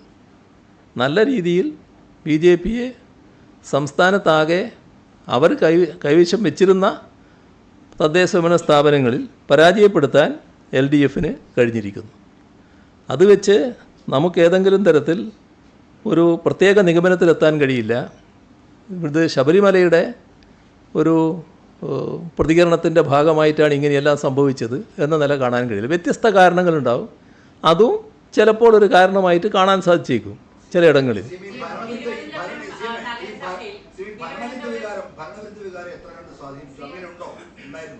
തിരുവനന്തപുരം നഗരസഭയിൽ BJP മുന്നേറുന്ന ഒരു കാഴ്ച ഉണ്ടായിരുന്നു. LDFന് ഏറ്റവും കൂടുതൽ കാലം ഭരണത്തിൽ ഇരിക്കാൻ കഴിഞ്ഞ തദ്ദേശ സ്ഥാപനം, അതും തലസ്ഥാന നഗരത്തിൽ തന്നെ അവർക്ക് വേരുറപ്പിക്കാൻ കഴിഞ്ഞത് അപ്പോൾ എന്തുകൊണ്ടാണ്? അത് ശബരിമല അല്ലെങ്കിൽ തദ്ദേശ സ്ഥാപനത്തിലെ ഭരണമാണോ, അത് സംസ്ഥാന സർക്കാരിനെതിരെയുള്ള എന്തെങ്കിലും വികാരമാണോ?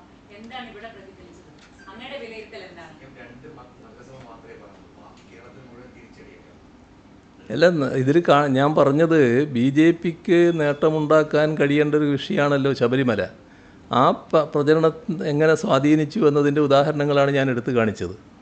ഇവിടെ തിരുവനന്തപുരത്തുണ്ടായത് വളരെ പ്രത്യേകതയാർന്ന നിലയാണ് എന്നത് നമ്മൾ കാണേണ്ടതായിട്ടുണ്ട്.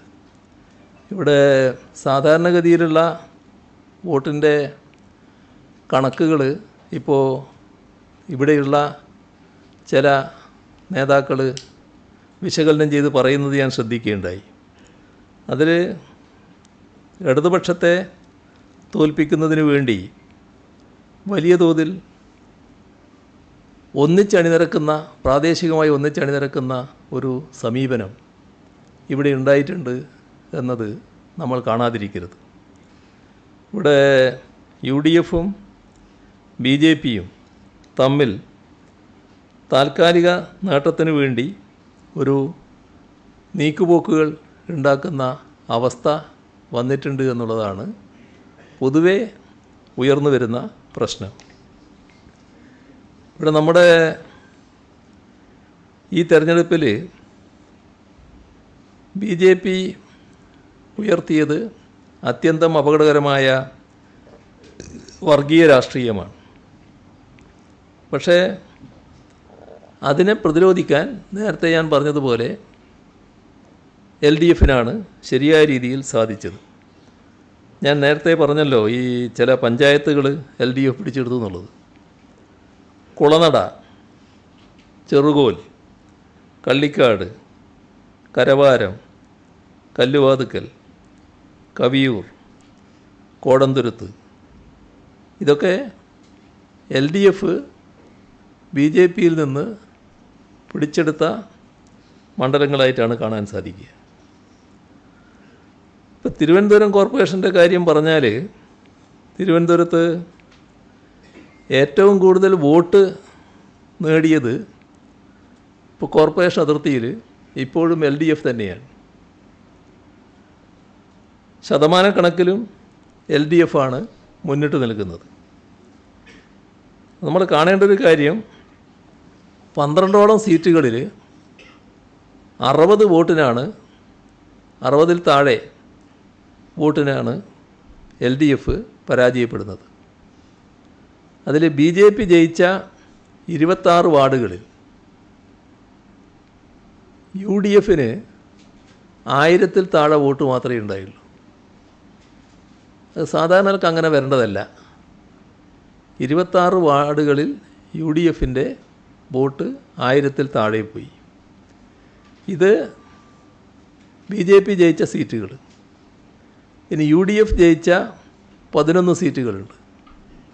ആ 11 സീറ്റുകളിൽ BJPക്ക് 1000-ൽ താഴെയാണ് വോട്ട്.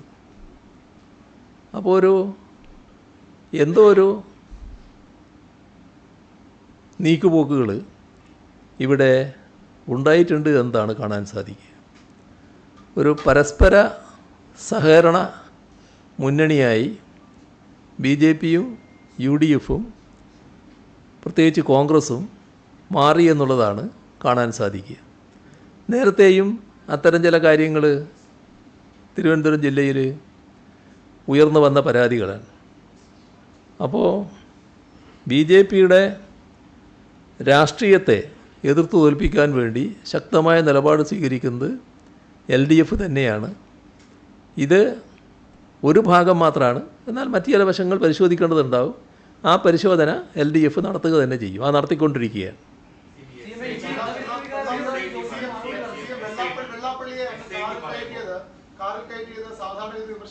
പക്ഷേ അതിന് വെള്ളാപ്പള്ളി പറഞ്ഞ അറപ്പുളവാക്കുന്ന ന്യൂനപക്ഷ വിരുദ്ധ സമീപനങ്ങളുണ്ട്, പ്രസ്താവനകളുണ്ട്. അതുകൊണ്ടല്ലേ അതങ്ങനെ വിമർശിക്കപ്പെട്ടത്? അത് ന്യൂനപക്ഷങ്ങളുടെ എതിർപ്പിന് കാരണമാണ്. CM ഒരിക്കൽ പോലും അദ്ദേഹത്തെ തിരുത്തിയില്ല. അതാണ് പാർട്ടി തിരുത്തിയില്ല. വെള്ളാപ്പള്ളി എന്നത് നമ്മുടെ സംസ്ഥാനത്തെ ചില പ്രധാനപ്പെട്ട സാമുദായിക സംഘടനകളുടെ നേതാക്കളിൽ ഒരാളാണ്. സാമുദായിക നേതാക്കൾ അവരുടേതായ അഭിപ്രായങ്ങൾ പലപ്പോഴും രേഖപ്പെടുത്താറുണ്ട്. ഞങ്ങളതിനെക്കുറിച്ച് വ്യക്തമായ അഭിപ്രായങ്ങളും രേഖപ്പെടുത്തി പോകാറുമുണ്ട്. അതാണ് സാധാരണ നടക്കുന്നത്.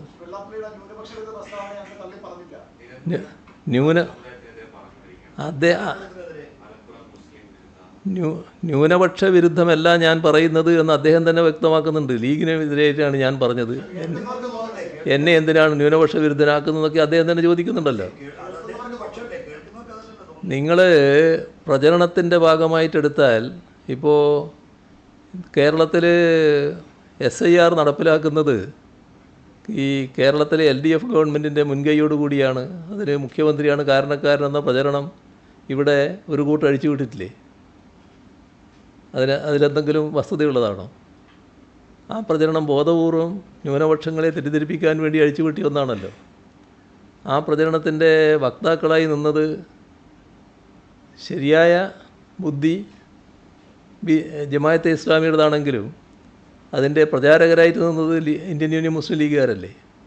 ഇതെല്ലാം നമ്മുടെ നാട്ടിൽ നടക്കുകയല്ലേ.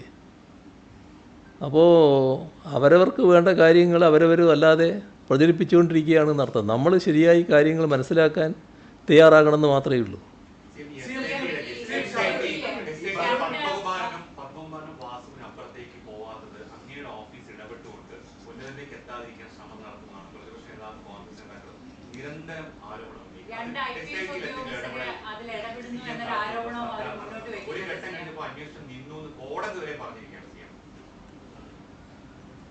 ഇവിടെ അന്വേഷണം കൃത്യമായി നടക്കുന്നു എന്നുള്ളതാണ് ഇതുമായി ബന്ധപ്പെട്ട ഹൈക്കോടതിയുടെ വിലയിരുത്തൽ.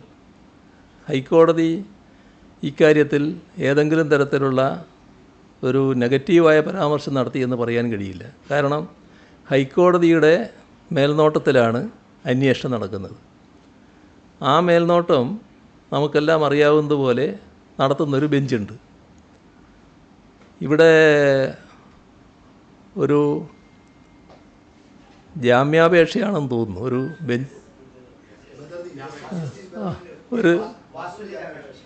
ഒരു ബെഞ്ചിൻ്റെ മുമ്പിലെത്തിയപ്പോൾ അദ്ദേഹം ചില പരാമർശങ്ങൾ നടത്തിയിട്ടുണ്ട്.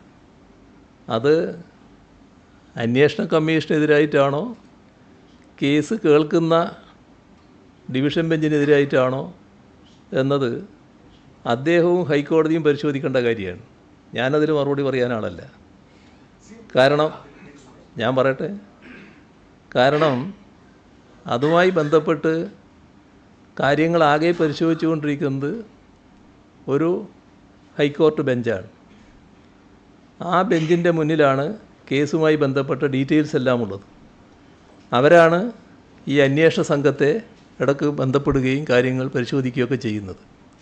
ഇത് ജാമ്യവുമായിട്ട് ബന്ധപ്പെട്ട ചില കാര്യങ്ങൾ മാത്രം അദ്ദേഹത്തിൻ്റെ മുന്നിലെത്തിയതാണ്. അന്നേരം അദ്ദേഹം ചില പരാമർശങ്ങൾ നടത്തിയിട്ടുണ്ട്. ആ പരാമർശങ്ങൾ ഏതെങ്കിലും തരത്തിൽ അന്വേഷണ കമ്മീഷനെ ബാധിക്കുന്നൊരു കാര്യമല്ല. കാരണം അന്വേഷണ കമ്മീഷൻ നല്ല കൃത്യതയോടെ വ്യക്തതയോടെ അന്വേഷിച്ചു പോവുകയാണ്. അതിൽ ഏതെങ്കിലും തരത്തിലുള്ള നെഗറ്റീവായ പരാമർശം ഉണ്ടായി എന്ന് പറയാൻ കഴിയില്ല ഹൈക്കോടതിയുടെ ഭാഗത്ത് നിന്ന്. ഇദ്ദേഹത്തിൻ്റെ പരാമർശം എങ്ങനെ വന്നു എന്നുള്ളത് ഹൈക്കോടതി പരിശോധിച്ച് നോക്കട്ടെ എന്ന് മാത്രമേ എനിക്ക് പറയാനുള്ളൂ. ഉണ്ണികൃഷ്ണൻ പോറ്റി സോണിയാഗാന്ധിയുടെ ഫോട്ടോ മിനിസ്റ്റർ ഷെയർ ചെയ്തിട്ടുണ്ട്. 2009 തൊട്ട് പോറ്റി ശബരിമലയിൽ കയറിയാണ്. ടോട്ടൽ ഇന്റലിജൻസ് ഫെയിലിയർ ആണ്. ഈ വ്യക്തി UDFന്റെ ഭരണകാലത്തും അതിനുള്ളിൽ കയറി സ്വർണം മുട്ടിച്ചു വരെ വരാൻ തുടങ്ങിയിട്ടുണ്ട്. CM രമേശ് ചെന്നിത്തലയോട് ചോദിച്ചപ്പോൾ പറഞ്ഞത് ഉണ്ണികൃഷ്ണൻ പോറ്റി CMന്റെ ചെവിയിൽ എന്തോ പറഞ്ഞിട്ടുണ്ട്, അതിനെ കുറിച്ച് ചോദിക്കാൻ പറഞ്ഞു. ഞാൻ മറ്റു തരത്തിൽ പറയുന്നത് ശരിയല്ലല്ലോ അല്ലേ. ചെവിയിൽ പറയുന്നതൊന്നും എൻ്റെ ചെവിയിലായിരിക്കില്ല. അത് സാധാരണ അദ്ദേഹം ആഭ്യന്തരമന്ത്രിയാക്കി ഇരുന്ന ആളാണല്ലോ. അദ്ദേഹത്തിൻ്റെ കാലത്തുള്ള ശീലം വെച്ച് പറയുന്നതായിരിക്കും. അതൊന്നും ഞാൻ പറയട്ടെ, അതൊന്നും എനിക്ക് ബാധകമായിട്ടുള്ള കാര്യമല്ല. പിന്നെ ഞങ്ങളൊരു മാന്യത വെച്ച് സാധാരണ മര്യാദ അനുസരിച്ചും ഇത്തരം കേസുകളിലൊന്നും മറ്റ് രാഷ്ട്രീയ ബന്ധങ്ങൾ ആരോപിക്കാൻ അധികം പോകാറില്ല. ഇതൊക്കെ ഒരു കേസാണ്. ആ കേസിൽ ആരാണോ തട്ടിപ്പ് നടത്തിയിട്ടുള്ളത് ആ തട്ടിപ്പുകാർ ഏത് കൂട്ടത്തിൽപ്പെട്ടവരായാലും നിയമത്തിൻ്റെ കരങ്ങളിൽ പെട്ട് എന്ന നിലപാട് മാത്രമേ സ്വീകരിക്കാറുള്ളൂ. ഇതുമായി ബന്ധപ്പെട്ട് ധാരാളം പേര് നല്ല കോൺഗ്രസ് ബാന്ധവമുള്ളവരാണ്, നല്ല കോൺഗ്രസിൻ്റെ ആളുകളുമാണ്. ആരുടെയും പേര് ഞങ്ങളാരും ഇതേവരെ പറഞ്ഞിട്ടില്ല. എന്താ അതിൻ്റെ ഒരു ആവശ്യമില്ല. എന്താ അതിൻ്റെ കുറ്റവാളിയാണെങ്കിൽ അന്വേഷണ സംഘം കണ്ടെത്തട്ടെ, അതുമായി ബന്ധപ്പെട്ട നിയമ നടപടികൾ സ്വീകരിക്കട്ടെ എന്ന് മാത്രമാണ്. ഇപ്പോൾ ഇതുമായി ബന്ധപ്പെട്ട് രാഷ്ട്രീയ ലാഭത്തിന് വേണ്ടി പലതരത്തിലുള്ള ചിത്രങ്ങൾ പ്രചരിപ്പിച്ചുകൊണ്ടിരിക്കുകയാണല്ലോ. അതിൽ ചിലപ്പോൾ നിങ്ങൾ നേരത്തെ പറഞ്ഞതുപോലെ എൻ്റെ പേരും എടുത്തുപയോഗിക്കുന്നുണ്ടാവും, എൻ്റെ ചിത്രങ്ങളും അതിനുവേണ്ടി വക്രീകരിച്ച് ഉണ്ടാക്കുന്നുണ്ടാവും. ഇപ്പോൾ ശബരിമല വിഷയത്തിൽ കക്ഷി രാഷ്ട്രീയം കാണാതെ നിലപാടുകൾ ഞങ്ങൾ സ്വീകരിച്ചപ്പോൾ ഇവർ നല്ല രീതിയിൽ ഏതെല്ലാം തരത്തിൽ LDFനെ ഞങ്ങളെ മോശക്കാരായി ചിത്രീകരിക്കാൻ പറ്റുമോ അതിനുള്ള ശ്രമമാണ് നടത്തിക്കൊണ്ടിരിക്കുന്നത്. അതിൻ്റെ ഭാഗമായി വലിയ തോതിൽ മുദ്രാവാക്യങ്ങൾ, പാട്ടുകൾ, പിന്നെ സഖാക്കളെ കള്ളന്മാരെന്ന് വിളിക്കൽ, ഇങ്ങനെയെല്ലാമുള്ള പലതും നടക്കുകയാണ്. ഇവിടെ ചില കാര്യങ്ങൾ വ്യക്തതയുണ്ടാക്കുന്നത് നല്ലതാണെന്നാണ് തോന്നുന്നത്. ഇതൊന്നും പറയാൻ പറ്റുന്നതല്ല, എന്നാലും പറയാതിരിക്കാൻ പറ്റില്ലല്ലോ. ഇങ്ങനെ പറയിക്കലാണോ നമ്മുടെ പഴയ ആഭ്യന്തരമന്ത്രി ഉദ്ദേശിച്ചതെന്നൊന്നും എനിക്കറിയില്ല കേട്ടോ. ഏതായാലും ചില കാര്യങ്ങൾ ഞാൻ പറയുകയാണ്, അദ്ദേഹവും കൂടി താല്പര്യപ്പെടുന്ന കാര്യമായതുകൊണ്ട് പറയുന്നതാണ് നല്ലതെന്നാണ് തോന്നുന്നത്. ഇപ്പോൾ സ്വർണ്ണക്കള്ള കേസിൽ അറസ്റ്റിലായ ഉണ്ണികൃഷ്ണൻ പോറ്റി, ഈ പോറ്റി സ്വർണം വിറ്റു എന്ന് ഇപ്പോൾ കണ്ടെത്തിയിട്ടുള്ള ഗോവർദ്ധൻ, അയാൾ ബല്ലാരി സ്വദേശിയായ വ്യാപാരിയാണല്ലോ.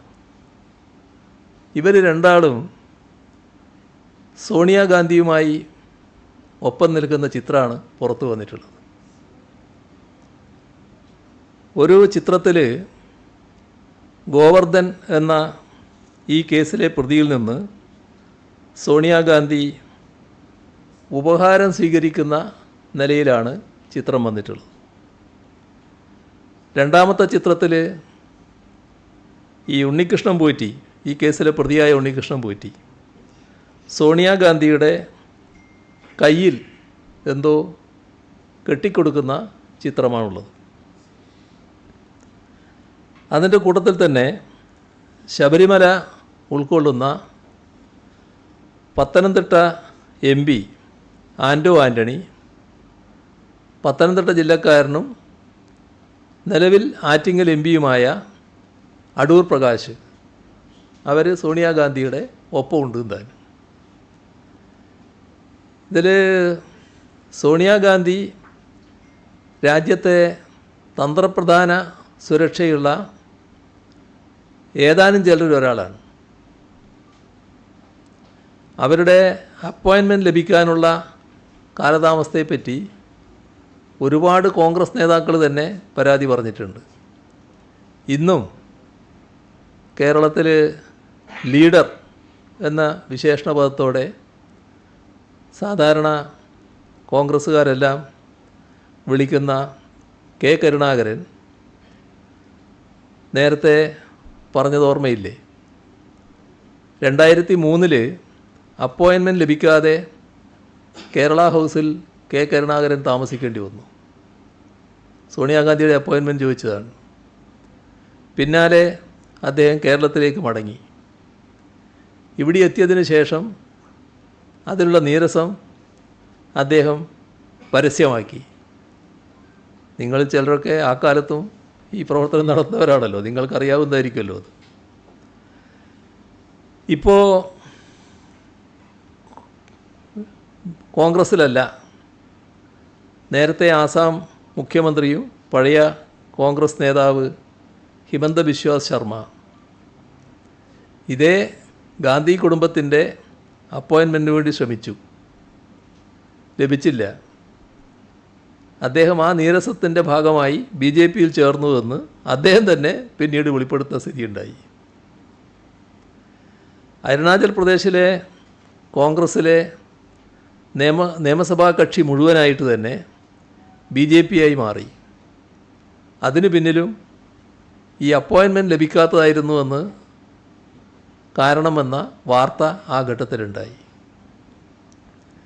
ഇത് ഞാൻ പറയുന്നത് രാജ്യത്തെ മുൻനിര കോൺഗ്രസ് നേതാക്കൾക്ക് പോലും അപ്പോയിൻമെൻറ്റ് ലഭിക്കൽ എളുപ്പമല്ല, സോണിയാഗാന്ധിയുമായുള്ള അപ്പോയിൻമെൻറ്റ് ലഭിക്കൽ.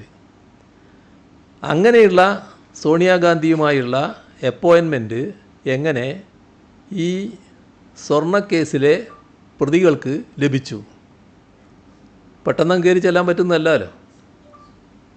നമ്മുടെ ഇവിടെ മുന്നിലുള്ള നമ്മുടെ ഈ പത്രസമ്മേളനം നടത്തുന്ന ഇതിൻ്റെ ഹാളിൻ്റെ നേരെ മുന്നിൽ ഉള്ള പോർട്ടിക്കോ ഇല്ലേ, ആ പോർട്ടിക്കോയിൽ വെച്ചായിരുന്നു ഒരു ആംബുലൻസ് ഉദ്ഘാടനം നടന്നത്. ഒരു കൂട്ടർ ശബരിമലക്ക് കൊടുക്കുന്ന ആംബുലൻസ്.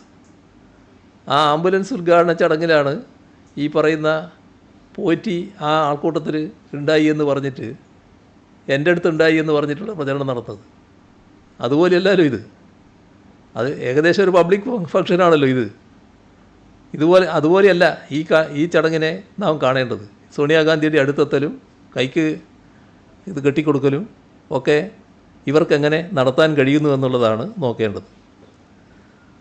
സോണിയാഗാന്ധിയുടെ വസതിയിൽ ഇവരെയും വിളിച്ചു കൊണ്ടുപോകാൻ മാത്രം അടൂർ പ്രകാശനും ആൻറ്റോ ആൻ്റണിക്കും എന്ത് തരം ബന്ധമാണ് ഇവരുമായിട്ടുള്ളത്? ഈ പോറ്റിയുമായും ഗോവർദ്ധനുമായും എന്ത് തരം ബന്ധമാണ് അവർക്കുള്ളത് എന്ന് അവരല്ലേ വ്യക്തമാക്കേണ്ടത്. UDF ഭരണകാലത്തെ ശബരിമലയിൽ നടന്ന പ്രധാനപ്പെട്ട ചടങ്ങുകളിൽ ഈ പോറ്റിയും ഗോവർദ്ധനും എങ്ങനെയാണ് പ്രധാന പങ്കാളികളായത്? അതും പ്രതിപക്ഷ നേതാവും മുൻ പ്രതിപക്ഷ നേതാവും ജനങ്ങളോട് പറയേണ്ട കാര്യമാണ്. ഇതൊക്കെ മറച്ചു വെച്ചുകൊണ്ട് മറ്റു പ്രചരണം നടത്തുന്നതിന് വലിയ അർത്ഥമുണ്ടോ? ഞങ്ങളിതൊന്നും പറയാൻ ഉദ്ദേശിച്ച കാര്യമല്ല. പക്ഷേ ഇതൊക്കെയാണ് വസ്തുതകൾ എന്നുള്ളത് നമ്മൾ കാണണം. അതാണ് എനിക്ക് പറയാനുള്ളത്.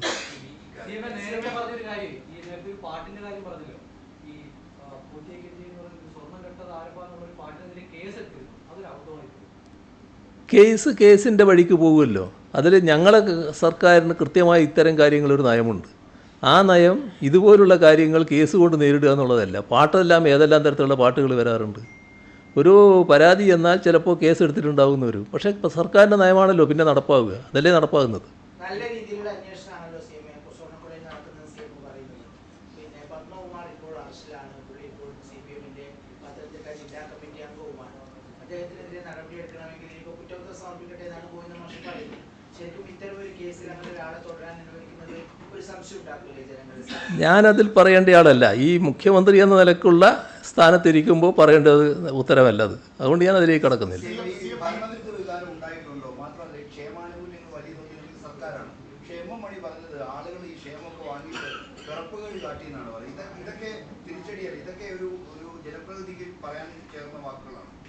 അത് അദ്ദേഹം തന്നെ തിരുത്തിയിട്ടുണ്ട്. പിന്നെ നിങ്ങൾ കാണേണ്ടത്, ഞങ്ങൾ ക്ഷേമ പ്രവർത്തനങ്ങൾ നടത്തുന്നതും ആനുകൂല്യങ്ങൾ നൽകുന്നതും വോട്ടിന് വേണ്ടിയല്ല. ഇവിടെ ജനങ്ങളുടെ അവകാശമാണ് ഇതൊക്കെ ലഭ്യമാവുക എന്നുള്ളത്. ഇതാരെങ്കിലും നൽകുന്ന ഒരു ഔദാര്യം എന്ന നിലക്കല്ല ഞങ്ങളതിനെ കാണുന്നത്. സർക്കാരിനൊരു ഔദാര്യം ജനങ്ങൾക്ക് നൽകുന്നു എന്നുള്ളതല്ല. സർക്കാരിന് പരിമിതികളുണ്ട്, സാമ്പത്തികമായ പ്രയാസങ്ങളുണ്ട്. അതിൻ്റെ നടുക്ക് കഴിയാവുന്നത്ര സഹായങ്ങൾ ഞങ്ങൾ ചെയ്യുക എന്നുള്ളതാണ് ഞങ്ങൾ ഉദ്ദേശിക്കുന്നത്. ഇതിനേക്കാളും കൂടുതൽ ചെയ്യാൻ ഞങ്ങൾ തൽപരരാണ്. പക്ഷേ അതിന് സാമ്പത്തിക സ്ഥിതി അനുവദിക്കുന്നില്ല എന്നുള്ളതാണ്. അതിൻ്റെ ഭാഗമായി വോട്ട് പോരട്ടെ എന്നുള്ള ചിന്തയല്ല, അവരെ സഹായിക്കാൻ നമ്മൾ ബാധ്യസ്ഥരാണ്. ഇപ്പോൾ അതിൻ്റെ ഭാഗമായി നമ്മുടെ നാടിന് വരുന്ന മാറ്റങ്ങളില്ലേ, ആ മാറ്റങ്ങൾ നമ്മൾ കാണണ്ടേ? ഇപ്പോൾ രാജ്യത്ത് ഏറ്റവും കുറവ് ദാരിദ്ര്യം കേരളത്തിലാണ് എന്ന് നമ്മുടെ രാജ്യമാകെ കണക്കാക്കുന്നുണ്ട്. എങ്ങനെയാണ് ആ കണക്ക് വരുന്നത്? എന്താണ് ഈ ദാരിദ്ര്യം കുറയാൻ കാരണം? ഇപ്പോൾ നമ്മളെല്ലാവരും കഴിഞ്ഞ നവംബർ 1 അതിദാരിദ്ര്യമുക്ത സംസ്ഥാനമാക്കി കേരളത്തെ മാറ്റി എന്ന പ്രഖ്യാപനം നടത്തി.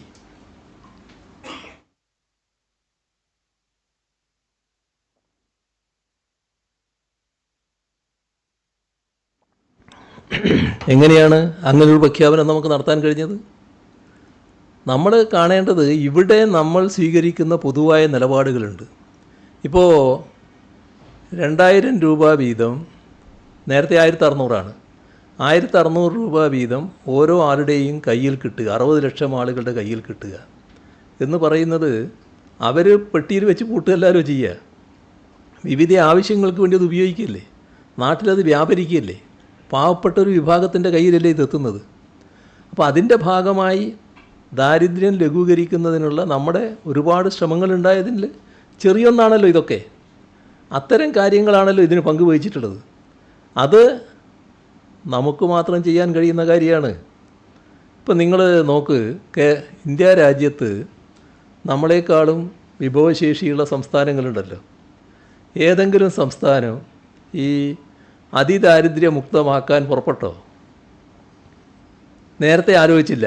എന്നാൽ കേരളം ഇങ്ങനൊരു കാര്യം ചെയ്തല്ലോ, എന്നാൽ നമ്മളും ഒന്നൊരു കൈ നോക്കിക്കളിയാ എന്ന് വിചാരിച്ച് ഏതെങ്കിലും സംസ്ഥാനം ഇപ്പോൾ അതിനുശേഷം പ്രഖ്യാപിച്ചോ? അപ്പോൾ ഇതൊക്കെ ഒരു ജനങ്ങളോടുള്ള മനോഭാവത്തിൻ്റെ പ്രശ്നമാണ്. പാവപ്പെട്ടവരെ എങ്ങനെ കാണുന്നു എന്ന പ്രശ്നമാണ്. ഇതിൽ ഞങ്ങൾ പാവപ്പെട്ട ജനങ്ങളോട് പ്രതിബദ്ധതയുള്ള ഒരു കൂട്ടരാണ്, ആ മുന്നണിയാണ്. അതിൻ്റെ ഭാഗമായിട്ടാണ് ഈ നടപടികളൊക്കെ സ്വീകരിക്കുന്നത്. വോട്ട് അതിൻ്റെ അകത്തൊരു പ്രശ്നമേ അല്ല. ഞങ്ങൾ വോട്ടിന് വേണ്ടി ചെയ്യുന്ന കാര്യമല്ല, ജനങ്ങൾക്ക് വേണ്ടി ചെയ്യുന്ന കാര്യങ്ങൾ ഇനിയും ഞങ്ങൾ തുറന്നുകൊണ്ടേയിരിക്കും. കരട് പട്ടിക വന്നപ്പോൾ കഴിഞ്ഞ ലോക്സഭാ BJP മികച്ച പ്രകടനം കാഴ്ചവെച്ച ചില മണ്ഡലങ്ങളിൽ അവിടെ വലിയ രീതിയിൽ ആളുകൾ ഒഴിവാക്കി എന്ന് പറയുന്നു. അതിലെന്തെങ്കിലും വാസ്തവമുണ്ടോ? അത്ര ഒരു കണക്ക് സർക്കാരോ സംവിധാനം എടുത്തിട്ടുണ്ടോ? അല്ല, ഞാൻ പറഞ്ഞല്ലോ, ചില സ്ഥലങ്ങളിൽ ഈ പറയുന്ന കണക്കല്ല എൻ്റെ അടുത്തുള്ളത്.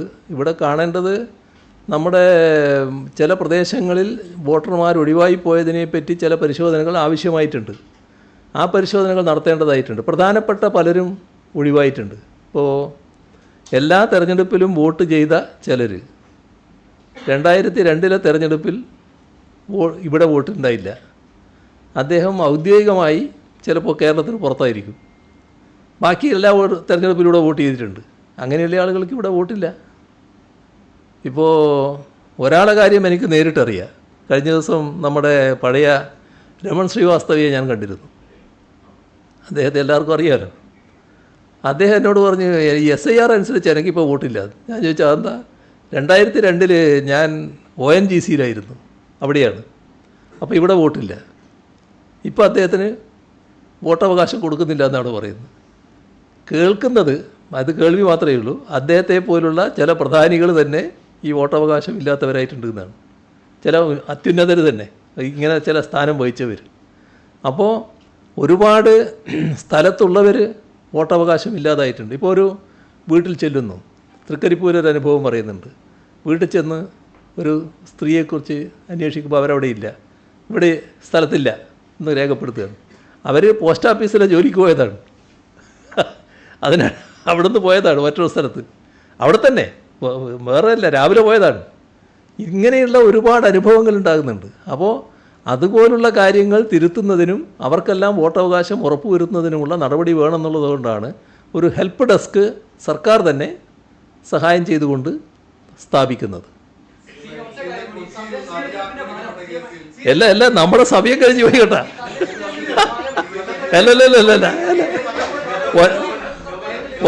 അല്ല ഒറ്റ ചോദ്യം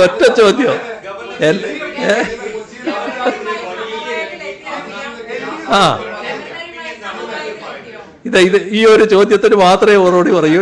ഇനിയൊന്നും ഇന്ന് പറ്റില്ല.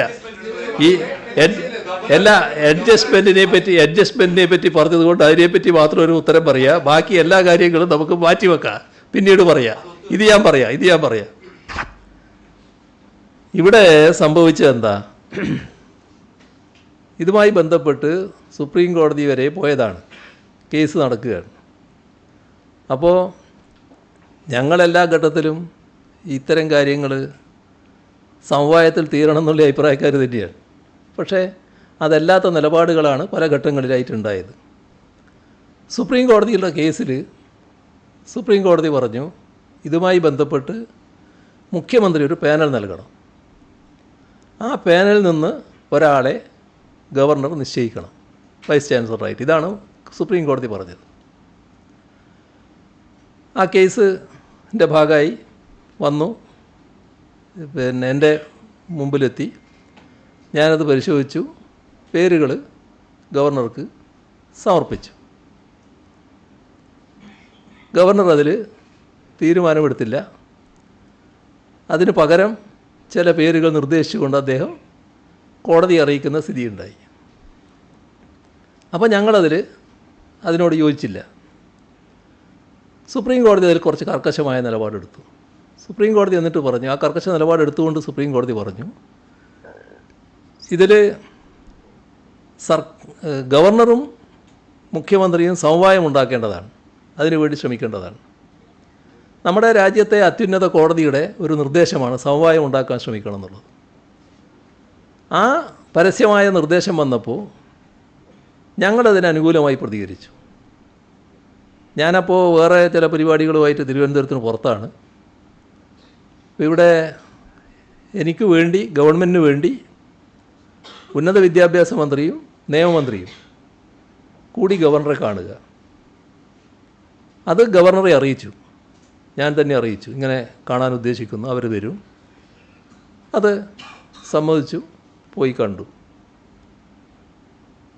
അപ്പോൾ സുപ്രീം കോടതി പറഞ്ഞ സമവായത്തിൻ്റെ ശ്രമമാണ് നമ്മൾ നടത്തുന്നത്. ആ ശ്രമത്തിന് ആ ഘട്ടത്തിൽ അനുകൂല പ്രതികരണം ഗവർണറുടെ ഭാഗത്തുനിന്ന് ഉണ്ടായില്ല. അതിൻ്റെ ചർച്ചയുടെ വിശദാംശങ്ങളിലേക്ക് ഞാനിപ്പോൾ പോകുന്നില്ല. ഏതായാലും അന്ന് യോജിപ്പുണ്ടായില്ല. അത് പിരിഞ്ഞ കാര്യം ഞങ്ങൾ സ്വാഭാവികമായിട്ടും ഞങ്ങൾക്ക് വേണ്ടി ഹാജരാകുന്ന അഡ്വക്കേറ്റിനെ അറിയിക്കുമല്ലോ. അത് സുപ്രീം കോടതിയുടെ മുന്നിലേക്കും എത്തുമല്ലോ. അപ്പോൾ സുപ്രീം കോടതി നിർദ്ദേശമനുസരിച്ചിട്ടുള്ള പരിശോധന ഈ കമ്മിറ്റി നടത്താനിരിക്കുകയാണ്. ഇപ്പോൾ ഒരു ദിവസം രാവിലെ 2 തവണ ഗവർണർ എന്നെ വിളിക്കുകയാണ്. ഞാൻ കുളിക്കുന്ന സമയമാണ്, അതുകൊണ്ട് ഫോൺ എടുക്കാൻ പറ്റുന്നില്ല. പക്ഷേ 1 തവണയല്ല 2 തവണ അദ്ദേഹം വിളിച്ചു. അത് കഴിഞ്ഞതിന് ശേഷം വീട്ടിൽ നിന്ന് പറഞ്ഞു ഇങ്ങനെ വിളിച്ചിരുന്നു എന്ന് പറഞ്ഞു. ഞാൻ അദ്ദേഹത്തെ അപ്പം തന്നെ തിരിച്ചു വിളിച്ചു. അപ്പോൾ അദ്ദേഹം പറഞ്ഞു, നമുക്ക് സംസാരിക്കേണ്ടതുണ്ട്, യൂണിവേഴ്സിറ്റി VC-യുമായി ബന്ധപ്പെട്ട വിഷയത്തിൽ നിങ്ങളുമായിട്ട് എനിക്ക് സംസാരിക്കാനുണ്ട് എന്ന് പറഞ്ഞു. അപ്പോൾ ഗവർണർ അങ്ങനെ ഒരു ആവശ്യം ഉന്നയിക്കുമ്പോൾ ഞാനൊരു മുട്ടാപ്പോക്ക് നയം സ്വീകരിക്കുന്നത് ശരിയാണോ? അങ്ങനെ നയം സ്വീകരിച്ചാൽ നിങ്ങൾ തന്നെ എന്താ എന്നോട് ചോദിക്കുക, എന്താ നിങ്ങൾ അങ്ങനെ ഒരു നിലപാടെടുത്തതെന്നല്ലേ ചോദിക്കുക? ആരും അതല്ലേ ചോദിക്കുക? അപ്പോൾ ഞാൻ ഉടനെ പറഞ്ഞു, ഞാൻ വരാൻ തയ്യാറാണ്, പക്ഷേ ഉച്ചയ്ക്ക് മുമ്പ് എനിക്ക് ഒരു പരിപാടിയുണ്ട്. അപ്പോൾ ഉച്ചയ്ക്ക് മുൻപ് എനിക്കും പരിപാടിയുണ്ട്, ഉച്ചയ്ക്ക് ശേഷം കണ്ടാൽ മതി എന്ന് പറഞ്ഞു. അങ്ങനെ ഉച്ചയ്ക്ക് ശേഷം ഞാൻ പോയി കണ്ടപ്പോൾ അദ്ദേഹം ഒരു സമവായ നിർദ്ദേശം വെച്ചു. അത്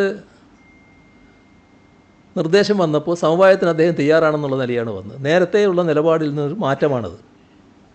നമ്മൾ കണ്ടത് നമ്മുടെ യൂണിവേഴ്സിറ്റികളുമായി ബന്ധപ്പെട്ട് യൂണിവേഴ്സിറ്റികളെ ഒരു സംഘർഷ മേഖലയല്ലാത്ത സ്ഥലമായി കാണാൻ വേണ്ടി ആഗ്രഹിക്കുന്ന കേരളത്തിലെ മഹാഭൂരിപക്ഷം ആളുകളുണ്ട്. പഠിക്കുന്ന കുട്ടികളും രക്ഷിതാക്കളും മാത്രമല്ല, യൂണിവേഴ്സിറ്റികളെ സ്നേഹിക്കുന്ന മഹാഭൂരിപക്ഷം ആളുകളും അങ്ങനെയൊരു സംഘർഷ മേഖലയല്ലാത്ത യൂണിവേഴ്സിറ്റികളെയാണ് അവർ കാണുന്നത്. ഇപ്പോൾ ഒരു യൂണിവേഴ്സിറ്റികളിലെ സംഘർഷം കുറേ കാലമായി തുടരുകയാണ്. വല്ലാത്ത അന്തരീക്ഷമാണ് നിലനിൽക്കുന്നത്. ആ അന്തരീക്ഷം തൽക്കാലം അവസാനിപ്പിക്കാനും ഒരു ശാന്തമായ അന്തരീക്ഷം കൊണ്ടുവരാനും സാധിക്കുമെങ്കിൽ അതല്ലേ നല്ലത് എന്നാണ് പെട്ടെന്ന് തന്നെ ആലോചന പോയത്. പക്ഷേ അദ്ദേഹം പറഞ്ഞപ്പോൾ ഞാൻ പെട്ടെന്ന് മറുപടി പറയാൻ പറ്റിയില്ല. ഞാൻ പറഞ്ഞു, നമ്മളെ കയ്യിൽ നിന്ന് പോയില്ലേ, ഇപ്പോൾ സുപ്രീം കോടതിയുടെ കയ്യിലല്ലേ. അപ്പോൾ സുപ്രീം കോടതിയുടെ കയ്യിലിരിക്കുന്ന കാര്യത്തിൽ നമുക്കൊരു നിലപാടെടുക്കാൻ പറ്റുമോ?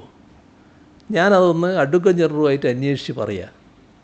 അഡ്വക്കേറ്റ് ജനറലുമായി ഡിസ്കസ് ചെയ്തതിന് ശേഷം ഗവർണറുടെ അടുത്ത് ഞാൻ വരാം. അത് സാധിക്കുന്നതാണെങ്കിൽ അത് ആലോചിക്കാം. അതിനുശേഷം എൻ്റെ പ്രതികരണം പറയാമെന്ന് പറഞ്ഞു. ഇതെല്ലാം എൻ്റെ മനസ്സിലുണ്ട്. അതെല്ലാം വെച്ചുകൊണ്ട് അഡ്വക്കേറ്റ് ജനറലുമായിട്ട് ഡിസ്കസ് ചെയ്തു. അപ്പോൾ അഡ്വക്കേറ്റ് ജനറൽ അതിൻ്റെ വശങ്ങളെല്ലാം പരിശോധിച്ച് അദ്ദേഹത്തിന് അതുമായി ബന്ധപ്പെട്ട് തുടർ നടപടികൾ സ്വീകരിക്കാമെന്ന അഭിപ്രായമുണ്ട്. പക്ഷേ അവിടെ ഹാജരാകുന്ന, സുപ്രീം കോടതിയിൽ ഹാജരാകുന്ന പ്രധാനപ്പെട്ട സീനിയർ അഡ്വക്കേറ്റാണ് ജയദീപ് ഗുപ്ത. അദ്ദേഹമായിട്ട് കൂടി ഒന്ന് ഡിസ്കസ് ചെയ്തിട്ട് പറയാമെന്ന് പറഞ്ഞു. ആ ഡിസ്കഷൻ കഴിഞ്ഞതിന് ശേഷം അദ്ദേഹം എന്നെ വിളിച്ചു, നമുക്ക് തുടർ നടപടി സ്വീകരിക്കാമെന്ന് പറഞ്ഞു. അങ്ങനെ ഞാൻ തിരിച്ചുപോയി ആ സമവായ നിർദ്ദേശം അംഗീകരിച്ചു. ഇതാണ് ഉണ്ടായത്. അത് നമ്മുടെ കേരളത്തിലെ ഉന്നത വിദ്യാഭ്യാസ മേഖലയ്ക്ക് ഗുണകരമായൊരു കാര്യമാണ്. ഉന്നത വിദ്യാഭ്യാസ മേഖലയുടെ ഭാഗമായി യൂണിവേഴ്സിറ്റികൾ ശാന്തമായ അന്തരീക്ഷത്തിൽ പോകണം. അതിന് ഈ നില തന്നെ തുറന്നും സ്വീകരിച്ച് പോകണം എന്ന് അദ്ദേഹത്തോട് ഞാൻ പറയുകയുണ്ടായി. അദ്ദേഹവും അത് അംഗീകരിക്കുന്ന നിലയാണുണ്ടായത്. അത് മെറിറ്റ് അടിസ്ഥാനത്തിൽ നമുക്ക് കാര്യങ്ങൾ നീക്കാം എന്ന് തന്നെ പറയുന്ന നിലയുണ്ടായി. അങ്ങനെയാണത് അവസാനിച്ചത്. ഇനി ഒരു കാര്യവും ഇപ്പോൾ പറയാൻ ഉദ്ദേശിക്കുന്നില്ല. ബാക്കി കാര്യങ്ങൾ പിന്നീട് നമുക്ക് പറയാം. ശരി ശരി.